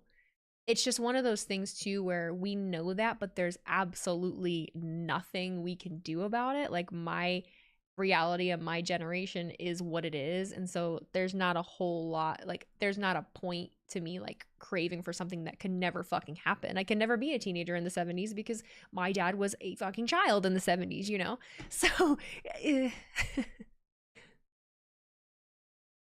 you don't care what anyone says. Friday After Next is a Christmas movie. Who says that Friday After Next is not a Christmas movie? Absolutely, that's a fucking Christmas movie. They play it at Christmas time. Santa Claus runs around the whole movie. Ice Cube gets his ass beat with a tree. That's a Christmas movie. I will take no other arguments. Susie Q. Oh my god. Yeah, Jim Belushi. Scrooged. Die Hard is also a Christmas movie. I agree. Not everyone agrees with that. That's fine. Jingle All the Way. Oh my God. Fucking Arnold Schwarzenegger. Yes. Lord of the Rings is a Christmas movie. Lethal Weapon is a Christmas movie. I like Lethal Weapon. Turbo Man. You spelled it how he says it too. Turbo Man. Turbo Man. I can't even do it. Jingle All the Way. I want to watch Christmas movies. I gotta make a list. But if I don't do it now, I'm not gonna remember. Look at me learning. But I have to text myself. So I'm putting Snow Dogs. And then Jingle All the Way. Those are two great ones. Bruce said Die Hard is not a Christmas movie. Bruce, I love you, but we can think what we want to think. I still say it's a Christmas movie. Jack Frost. Jamie. Jack Frost is a great Christmas movie. It's a sad one, though. That one makes me fucking cry every time. It's a good one. I love the people that are just still quoting the Friday movies over on YouTube. Polar Express is demonic. I will not watch that. Oh, the Canine movies. Oh my God. You just made me think of Turner and Hooch. Turner and Hooch. Oh my God, I forgot about that movie. Oh, that one kills me. Fucking that's a hard one. I love that movie. Tom Hanks was just the king of the 90s. Homeward Bound, those kill me as well. Great movies, they kill me. They absolutely wreck me. Ugh. I also had a golden retriever growing up, so what's my favorite Christmas movie? Really hard for me to pick. I would say Home Alone, but I think I like Home Alone 2 better. Lost in New York. So I think I pick Home Alone 2. Yeah, the second one is better. How the Grinch Stole Christmas. Not a Grinch girly. I'm not a Grinch girly. Christmas movies also, like, I don't know. I wish I had like the ambiance of fucking Christmas movies, right? Where you have the big house and like the whole family gets together and comes over and like does the cute Christmas shit and like it's a whole ordeal for like the whole week and like it's loving and great. Like, who the fuck does that? Does anyone actually do that? They make it look so nice in the movies, but like, who the fuck does that?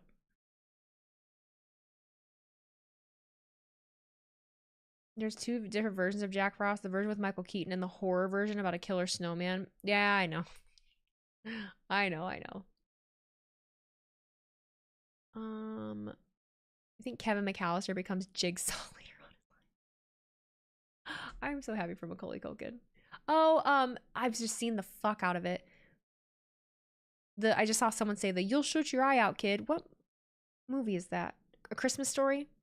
A Christmas Story is a classic, but I've seen it so many times. I can't fathom to sit down and watch it. I've seen it so many times. That's one of the only ones that I just walked the shit out of it and I can't do it anymore.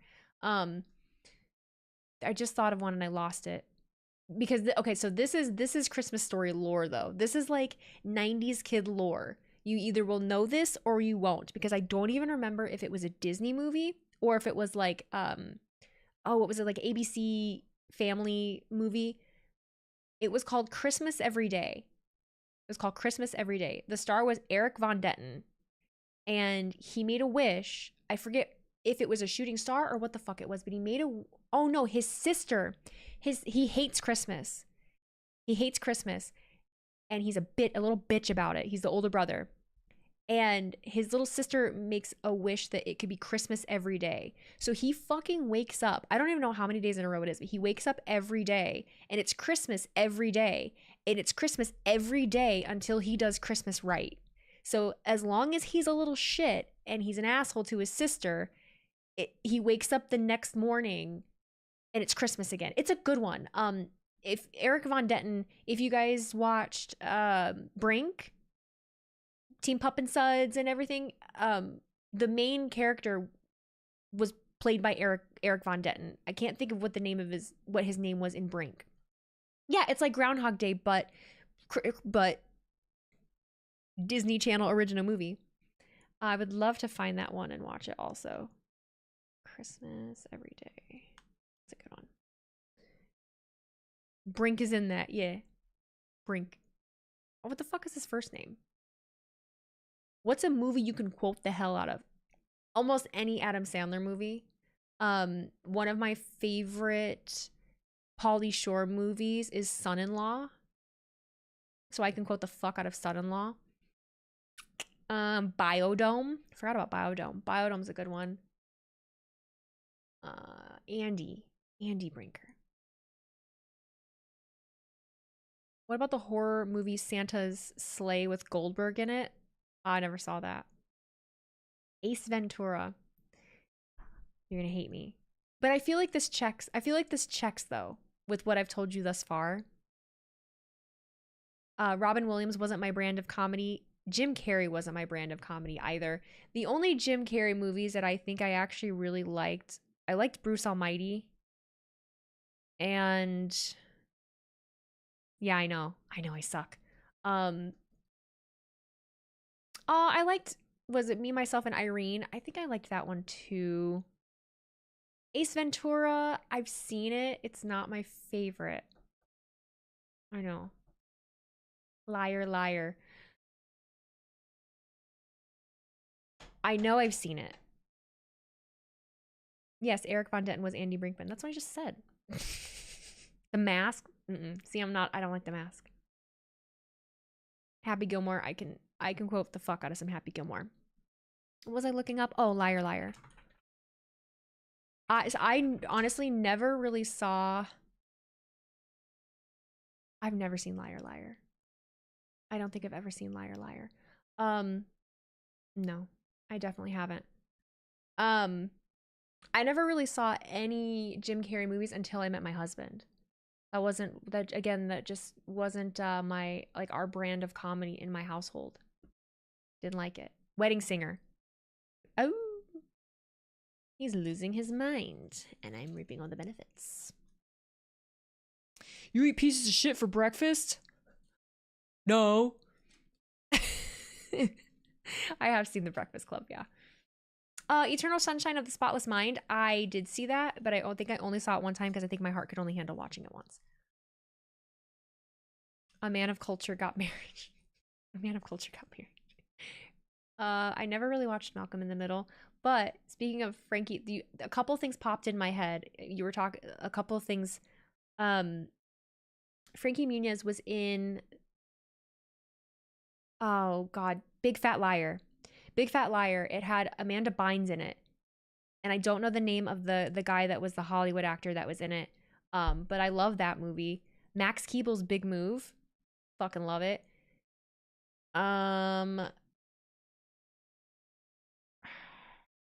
Someone else said something that made me think of one and I lost it.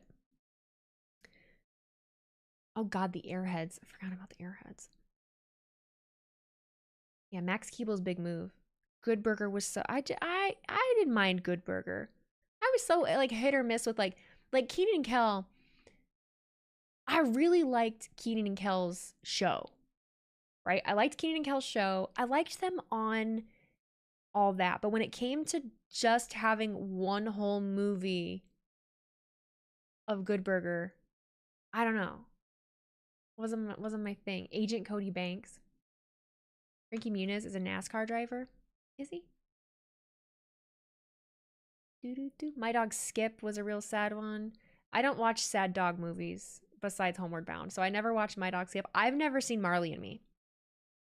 Never saw it. I do love orange soda. I do. Ooh. You can tell how old someone is by asking what their favorite All That sketch is. Snow Day. Writing that down. Snow Day. That's a good fucking movie too. Oh my God. Snow Day. That's such a good one. That's got Josh Peck in it. That's got Josh Peck in it when Peck was fat. That's OG Josh Peck. That's a good movie. Oh, I love that movie. It's a whale. But I like zebras. The Snowplow Man. Ah, that's a good one. Clock Stoppers. I forgot about Clock Stoppers. I think that had the guy that was in Bring It On. Blank Check. I do remember Blank Check. Snow Day isn't Christmas? Yes, it is. Like, it's a winter movie. Like, I guess it's not a Christmas movie. Whatever. Like, let me live. Because I don't think... I like how you just put it like that. Back when he was fat. He would say the same thing. He would say the same thing.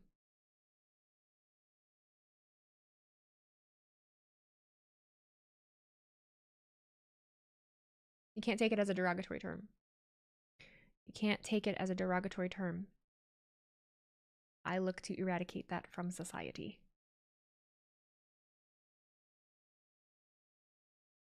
There was a Blake check. Oh, I didn't know that. Uncle Buck. Buck Melanoma. That's a good one. I love Uncle Buck. I like John Candy. What are other? There's Uncle Buck. Oh my God, The Great Outdoors. Ba ba ba boom. That's a fucking great movie. I just keep saying that. I sound like my dad. That's a fucking great movie. That has Dan Aykroyd in it too. If you've never seen The Great Outdoors, that's a classic. You should absolutely watch The Great Outdoors. I don't remember if that's a Christmas movie though. I don't think it is. Might be I don't know if it's a holiday movie at all. I don't remember. Someone would know. Uncle Donk, thank you for the $2 super chat. Favorite wrestling movie? Mine was The Wrestler. Mine, honestly, it was The Iron Claw. I think that surpassed any wrestling movie I've ever seen. Am I a Ghostbusters fan? I am, yeah. The lady at the bank goes out on a date with the kid, not serious.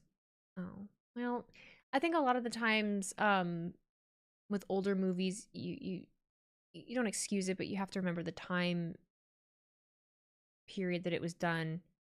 You should absolutely not watch it because you could say the same shit for like some really fucked up old movies.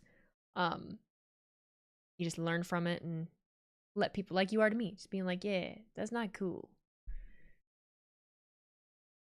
Be hard to watch. It'd be hard to watch again. The Iron Claw I haven't seen yet, but I may give it a watch. You should. I not ready. It's not Ready to Rumble. Okay. I have to fess up that I've never seen Ready to Rumble. I've never seen it. Maybe I can make that a Patreon thing. Because I've never seen it. Hardball. It's bad. I'm sure it's bad. For example, I love Smokey and the Bandit growing up, but it has problematic issues nowadays. Yeah. Yeah. I'm trying to think of other examples. Top of my head, I can't. I don't remember the last time I saw Smokey and the Bandit. Someone said you probably watch a lot of Family Guy. I fucking don't like Family Guy, actually. Yeah, not my brand of comedy either. Which is a hot take around the people around me, but I just don't like it. I've never liked it. It's just annoying comedy to me. As a comedy, like I don't know, like as a comedy fan, I have a brand of comedy and a style that I like. And that's just annoying to me. I think it had its moment, but then again, like I like South Park for the most part. Like I'm not a diehard South Park, but South Park usually gets me. Like I love South Park. I don't know what it is about the two different things and how they approach what they're making fun of, but I just find South Park, maybe because it's just South Park, I guess it's just more outwardly fucking crude and just straightforward. Like I don't have to like I feel like Family Guy tries to be clever. I'm trying so hard to come up with thoughts. I'm really working on that to actually have like opinions and thoughts. But I guess I feel like Family Guy tries harder and South Park literally is just like, here's the fucked up shit. Ta-da. Take it or leave it. That's where we differ. You like Family Guy more than South Park. And I think that's most people. I think most people have a preference between the two, for sure. Beverly Hills Ninja. I love Chris Farley. But a hot take, I don't like Tommy Boy as much as I like Black Sheep. I think Black Sheep is a funnier, better movie than Tommy Boy.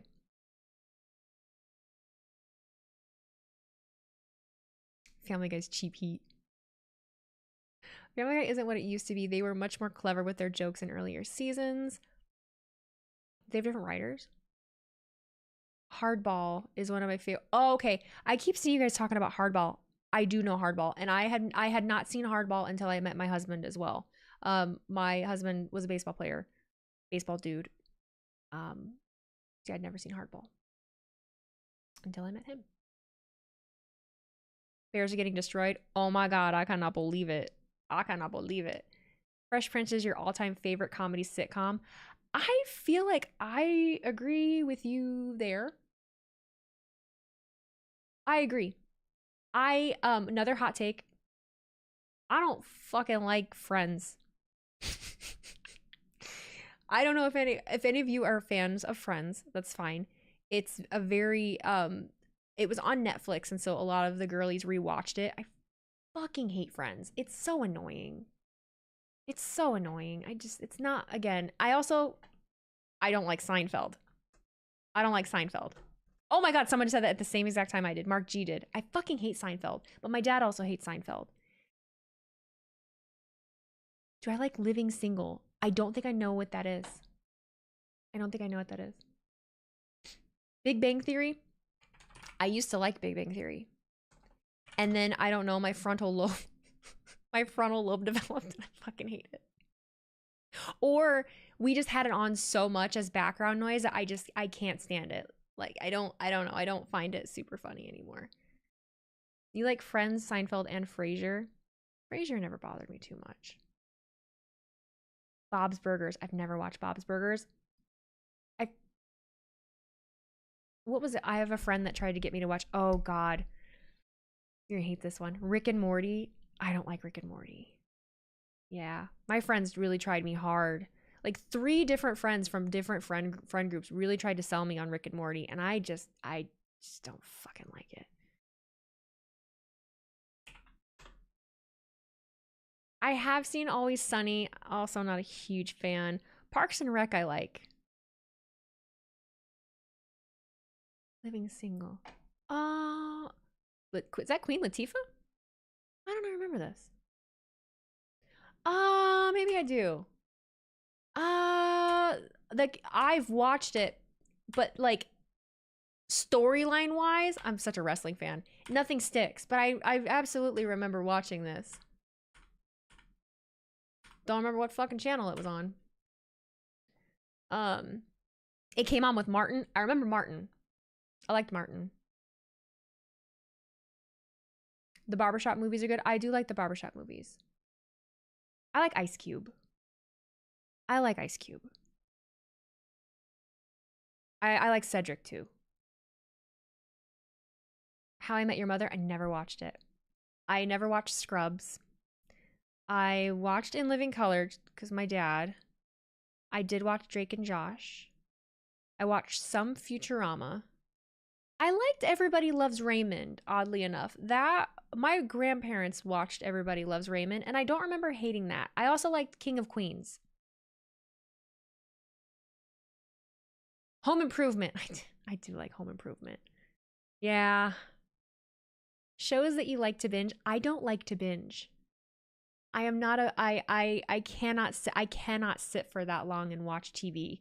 Which is funny enough that like maybe just because it's like I can sit here and stream for a decent amount of time. But I think it's just a little more stimulating, like being able to talk. I bet your grandparents watched Walker, Texas Ranger. No, they didn't. My grandpa, what did my grandpa like? So my grandparents were a lot older, because my grandma had my dad when she was like 43, 44. So my grandparents were born in the early 20s. My grandpa liked watching old westerns, and he liked Murder, She Wrote by Angela Lansbury. Murder, She Wrote. That was his shit. He fucking loved Murder, She Wrote. I don't know. I have watched The Golden Girls. Yeah, I like The Golden Girls. I've seen Friends. I've not watched it entirely. It was on when I was a kid. I'm not a big fan of Friends. I didn't watch Fuller House. Last Men Standing. I don't know what that is. Honeymooners. Beavis and Butthead? Yes. I Love Lucy.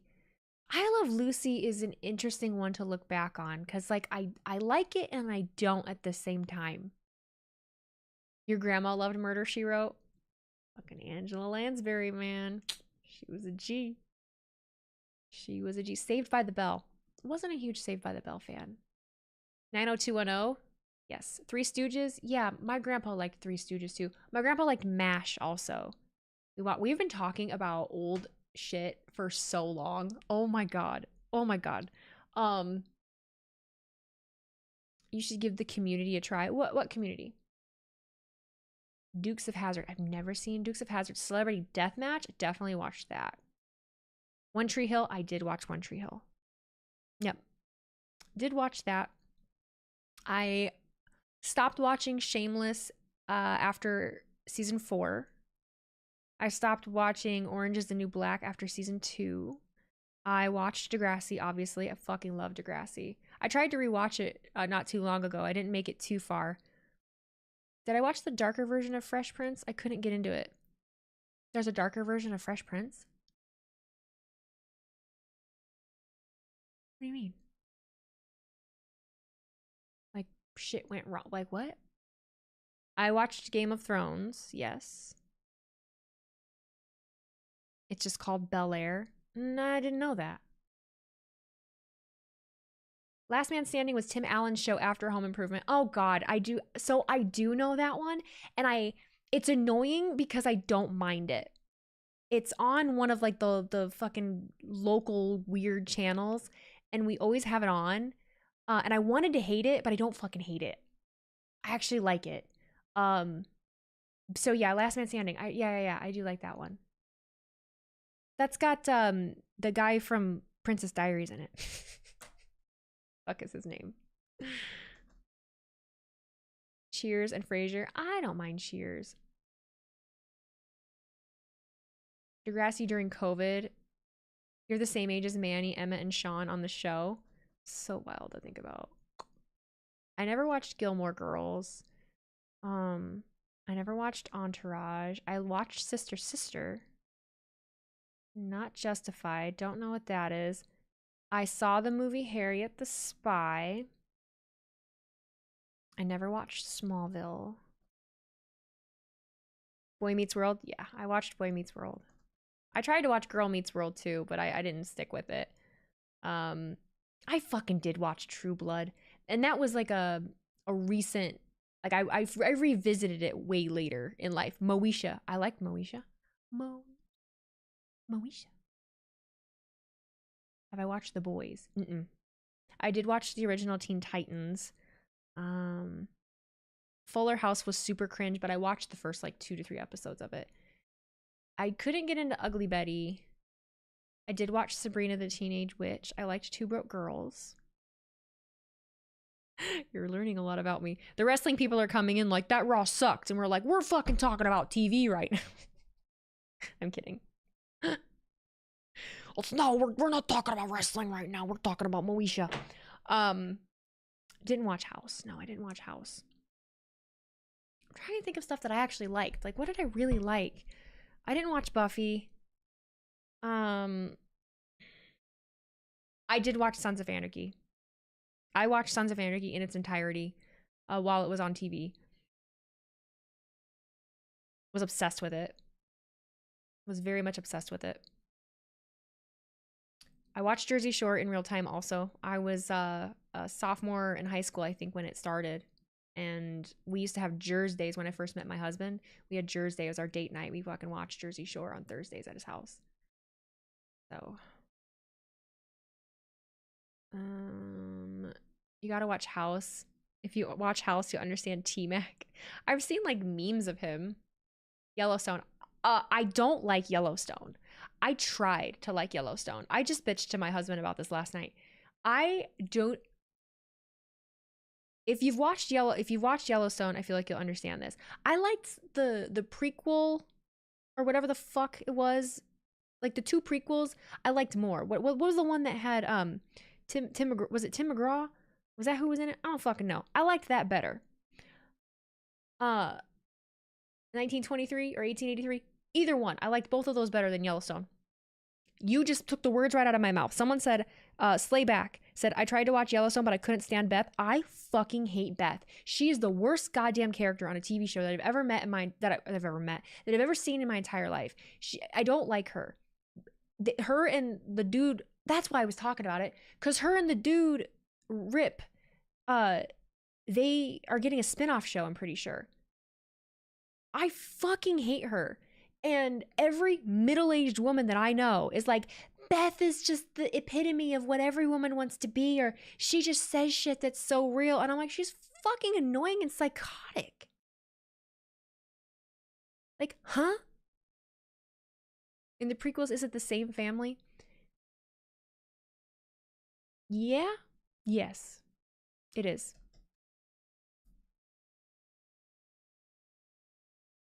Anyway, Beth sucks. The prequels are the Dutton family. Yeah, they're all the Dutton. They're all the Dutton family. The Duttons. Stranger Things. Love Stranger Things. Over it that I've had to wait so long for the last season. Not gonna lie to you. Snooki is so 2012. She is. I graduated high school in 2011, so Snooki is my Roman Empire. Leave me alone. I wore my hair like Snooki. Yellowstone sounds like a bootleg Dallas. It fucking sucks. Like, the main dude in is hot, but like, that's it. That's it. That's what it has going for it. I like country dudes. Beth is crazy, but I like crazy. She's just such an she's just an unrealistic character. She's just an unrealistic character. This is so I thought of another movie. I thought of another movie literally just because a character in that movie was on Yellowstone. Cheaper by the Dozen. Remember Cheaper by the Dozen?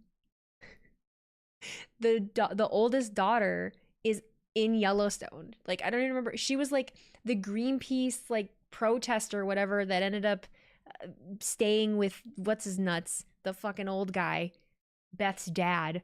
What the hell is his name even?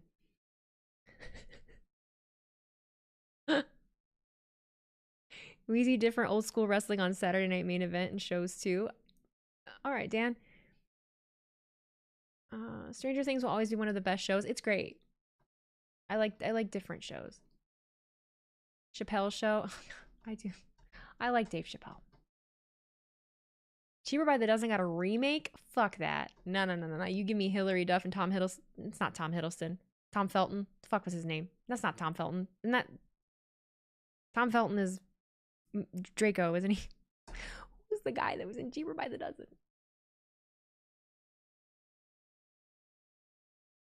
Interstellar has the son from Yellowstone, and he was in the Hunger Games. Huh. Tom Welling. Thank you. I knew it was a Tom. Yeah, the Smallville guy in Cheaper by the Dozen. Yeah. Malfoy is Felton. There's too many Toms. Kurt Russell, Goldie Hawn. Love Goldie Hawn. Love Kurt Russell. I like, we've probably talked about this before. I like, what's the one TV show?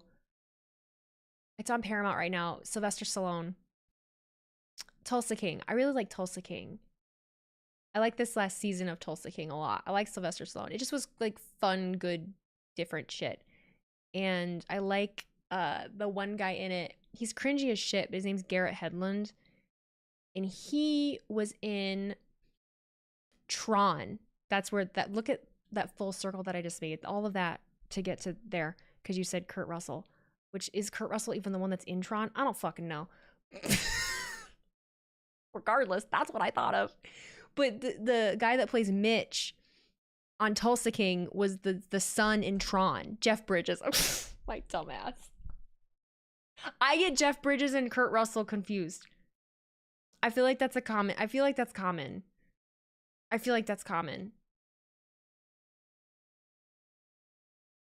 Who was the angry dad on... Okay, well... Who was the angry dad on... Marvel? Raccoon. 80s music. Batista. What's the name of that fucking movie? Guardians of the Galaxy. So that's Kurt Russell. Jeff Bridges, Kurt Russell. There's lore there, okay? Kurt Russell, Jeff Bridges, and then what the fuck was the other one? My brain can't. I get all of them confused. Kurt was Ego. Jeff Bridges was the bad guy in the first Iron Man movie. They're all the same person. In my brain, they're all the same person. It does not compute.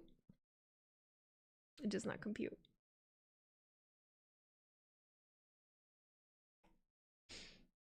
Jeff was Ironmonger. I didn't even know that. Same factory. Literally, they were made from the same factory. It's crazy. David Harbour. I like David Harbour. I like Hopper. I like Hopper. Jeff Bridges was the dude. Okay, that helps. Kind of. I mean, it helps, but at the same time, like, they're still also fucking similar. Oh, I was gonna bring that one up. Chicken chimichanga. I was gonna bring that one up. I gotta get going soon. But Romy and Michelle's high school reunion, classic. That's a good one. That's a good one. Josh Brolin is both Thanos and in the Goonies. That is right. I like Josh Brolin. Kurt was a Disney brat. How do you confuse Kurt Russell and Jeff Bridges? I feel like that makes perfect fucking sense to me. In my brain, it does. Kurt Russell. Okay. I Googled him. Jeff Bridges. Bitch, get the fuck out of here. That's the same motherfucker. I don't give a fuck. Tell me. What do you mean? Oh my God, Sky High. That's a good one. But look what I mean, you can see my confusion. I want to show you, but I don't know what the best course of action is to show you. What can I do here? Screen share? Cool. How many tabs? Look, please ignore how many tabs I have open. Okay, so just like quickly, fucking Kurt Russell. All right, like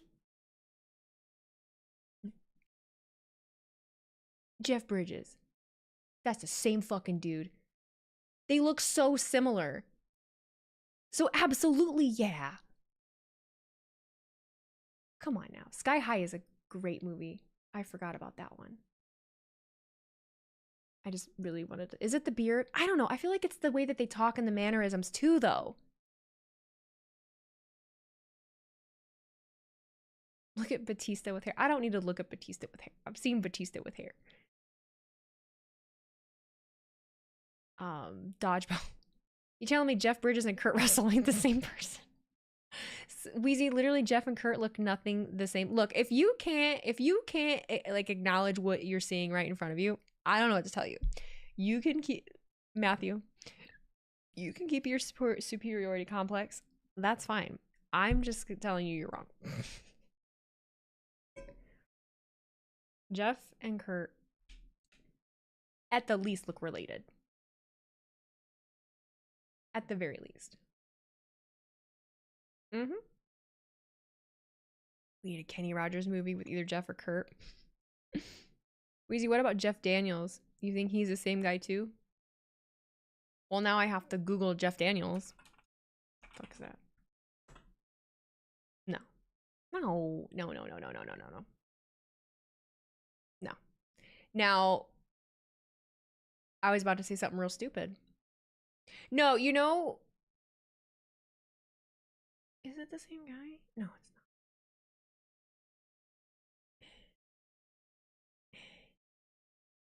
not. Okay. I'm thinking of somebody. There is a doppelganger for him though that and I can't think of his name. He's a fucking Lions fan. Oh, it's not coming to me. Uncle Joey. Dave Collier. Okay. Dave Collier. Jeff Daniels, Dave Collier. Same thing. Like, I see where they're different, but I see where they're the same. Because I even had to question that for a minute. I was like, hang on, wait a minute. What hair? Who am I looking at? Oh, Christ, that's AI. That's not fucking Batista. That's fake. You see what this motherfucker just sent me? If this is real, end my life. That's not real. That's not fucking Batista. Are you kidding me? There's no fucking way. Is it really? Is that real? That's a wig. That's not his hair. Okay, that makes me feel better. Because I'm like, wait, either this is fake or it's AI. Okay. Why am I still live? Because I'm just hanging with my peeps. I'm going to go soon. I have to go soon because I have to get to sleep. But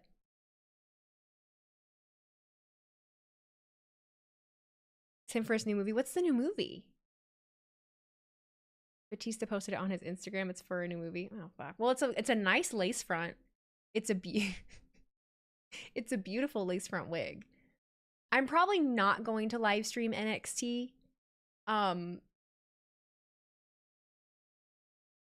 probably not going to live stream NXT. I had kind of had this conversation with you guys, but I'll have it again before I go.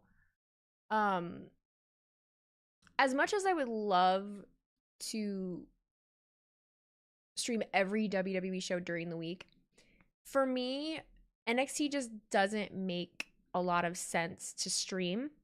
Like, I can keep up with it and watch it and do some of the PLEs if I can. But I don't even do the PLEs because they're on Sundays and I don't do Sundays.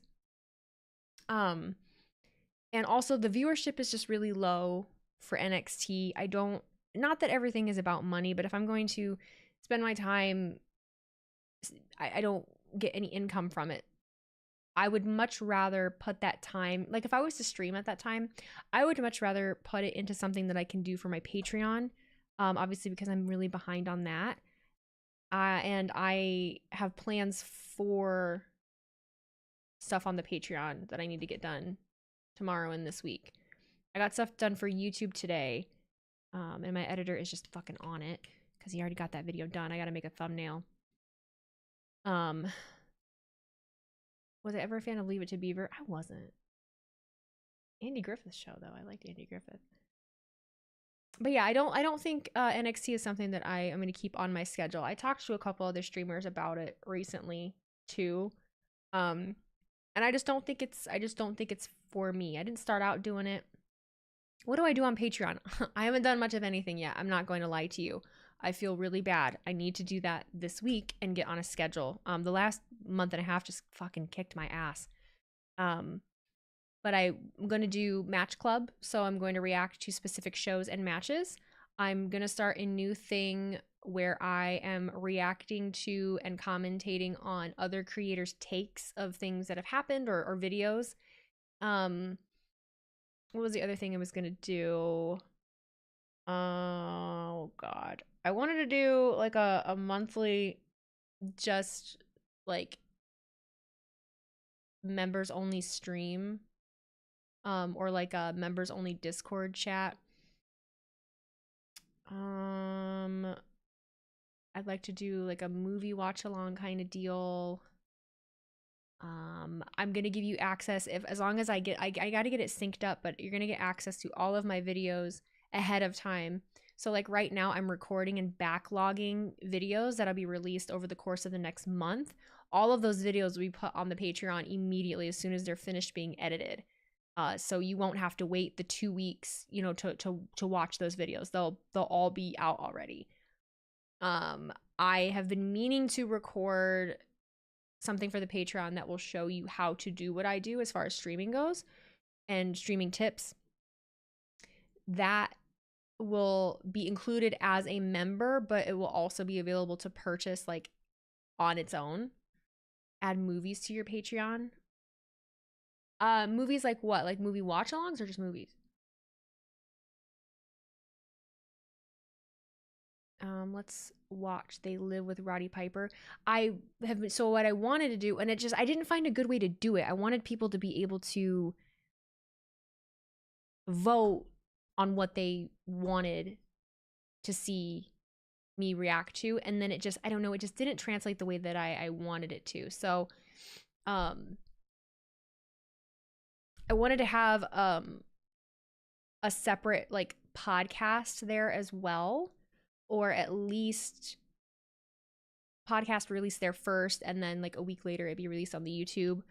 It's just making the schedule and making it happen. And so again, I'm sorry, the last month and a half just did not go my way. I almost quit. I was so close. I was almost ready to just be like, fuck this, I can't do it. But I don't want to do that because I love doing it.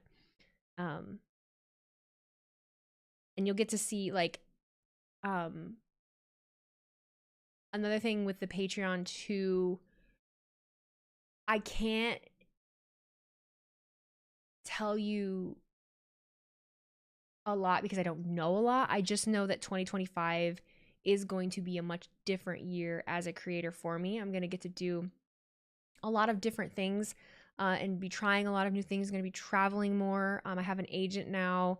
Like I have a lot of different opportunities and experiences, and I'm going to get to go to more shows. And so the first 4 months of 2025 is going to be fucking insanity.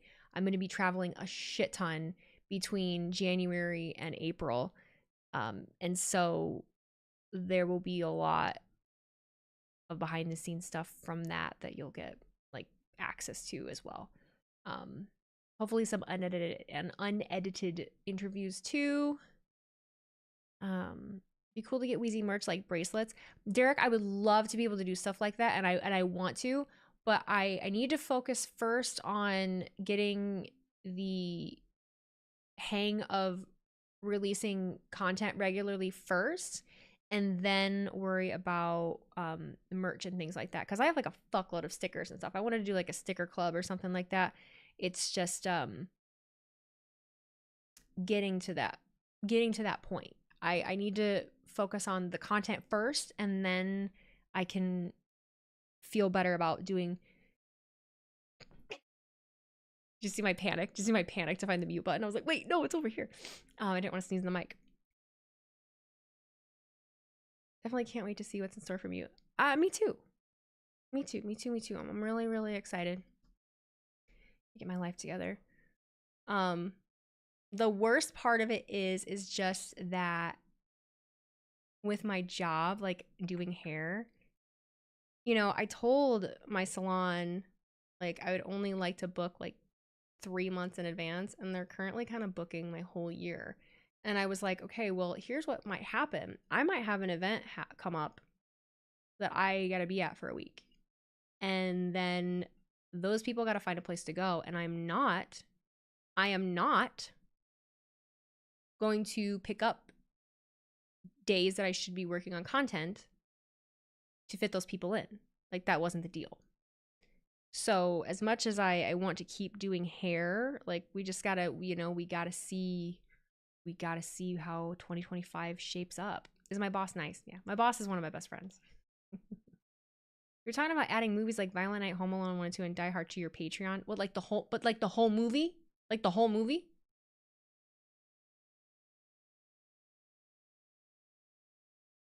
I totally can. That's not against the rules, right? I can do that. Like I can make a whole album of just wrestling movies, right?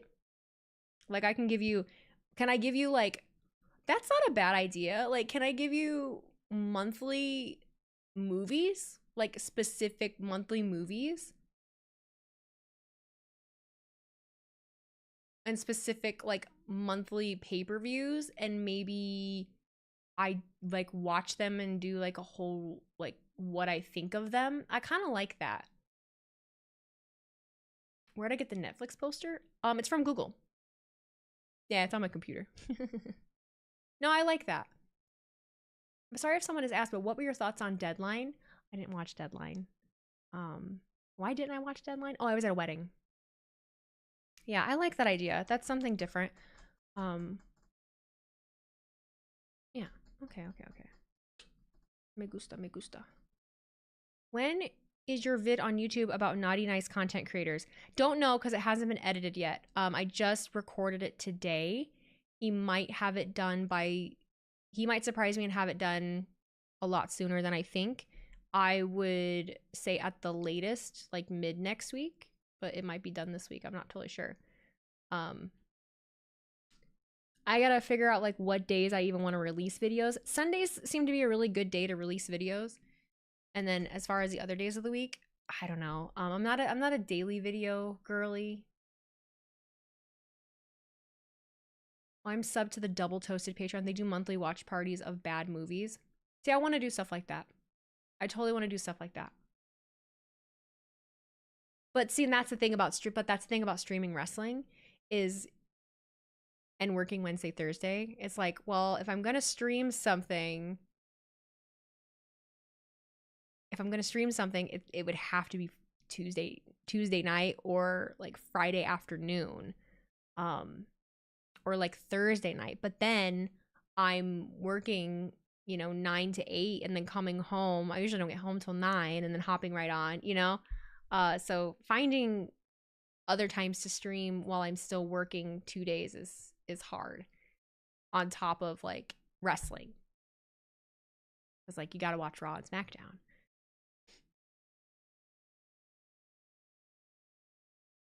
Post videos on the days you're at work at the salon. Yeah, Wednesdays and Thursdays. I mean, that's what I want to do. I want to be able to backlog content to be that was the initial want, was being able to backlog content and have it released while I'm at work, and have it scheduled. And I was able to do that for about 2 weeks, and then my life took a shit. So it sucks when they have Pelias on Saturdays because I'm usually busy those days. Yeah, I get it. But see, and I don't like Pelias on Sundays because Sundays are my days that I like to, go do my thing. Are we doing another Christmas Day stream this year? Probably not, honey. This year, if you guys don't remember, my mother-in-law had a stroke at the beginning of January. And so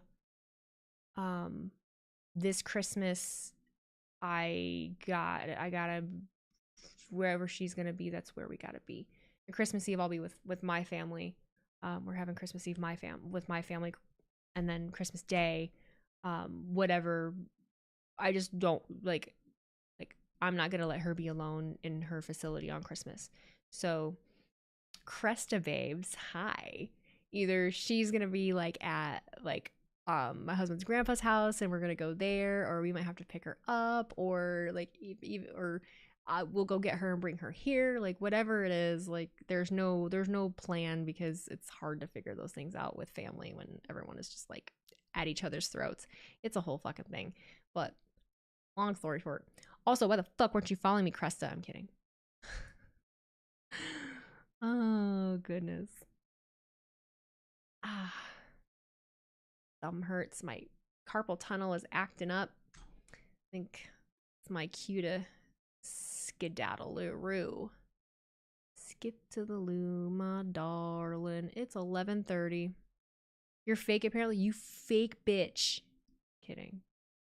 Lovely to see you, darling. Lovely to see you. Anybody on? I don't know any of these people. Who the fuck are you? About that time for, yeah, we've been here for a minute. We've been here for a hot minute. I'm gonna saddle up, get this video, check this video out, schedule it, and then I'm gonna knock myself out, or try to. We're not reading out. I can't find anybody, and I don't have the brain capacity to figure it out right now. But we will be live again Friday.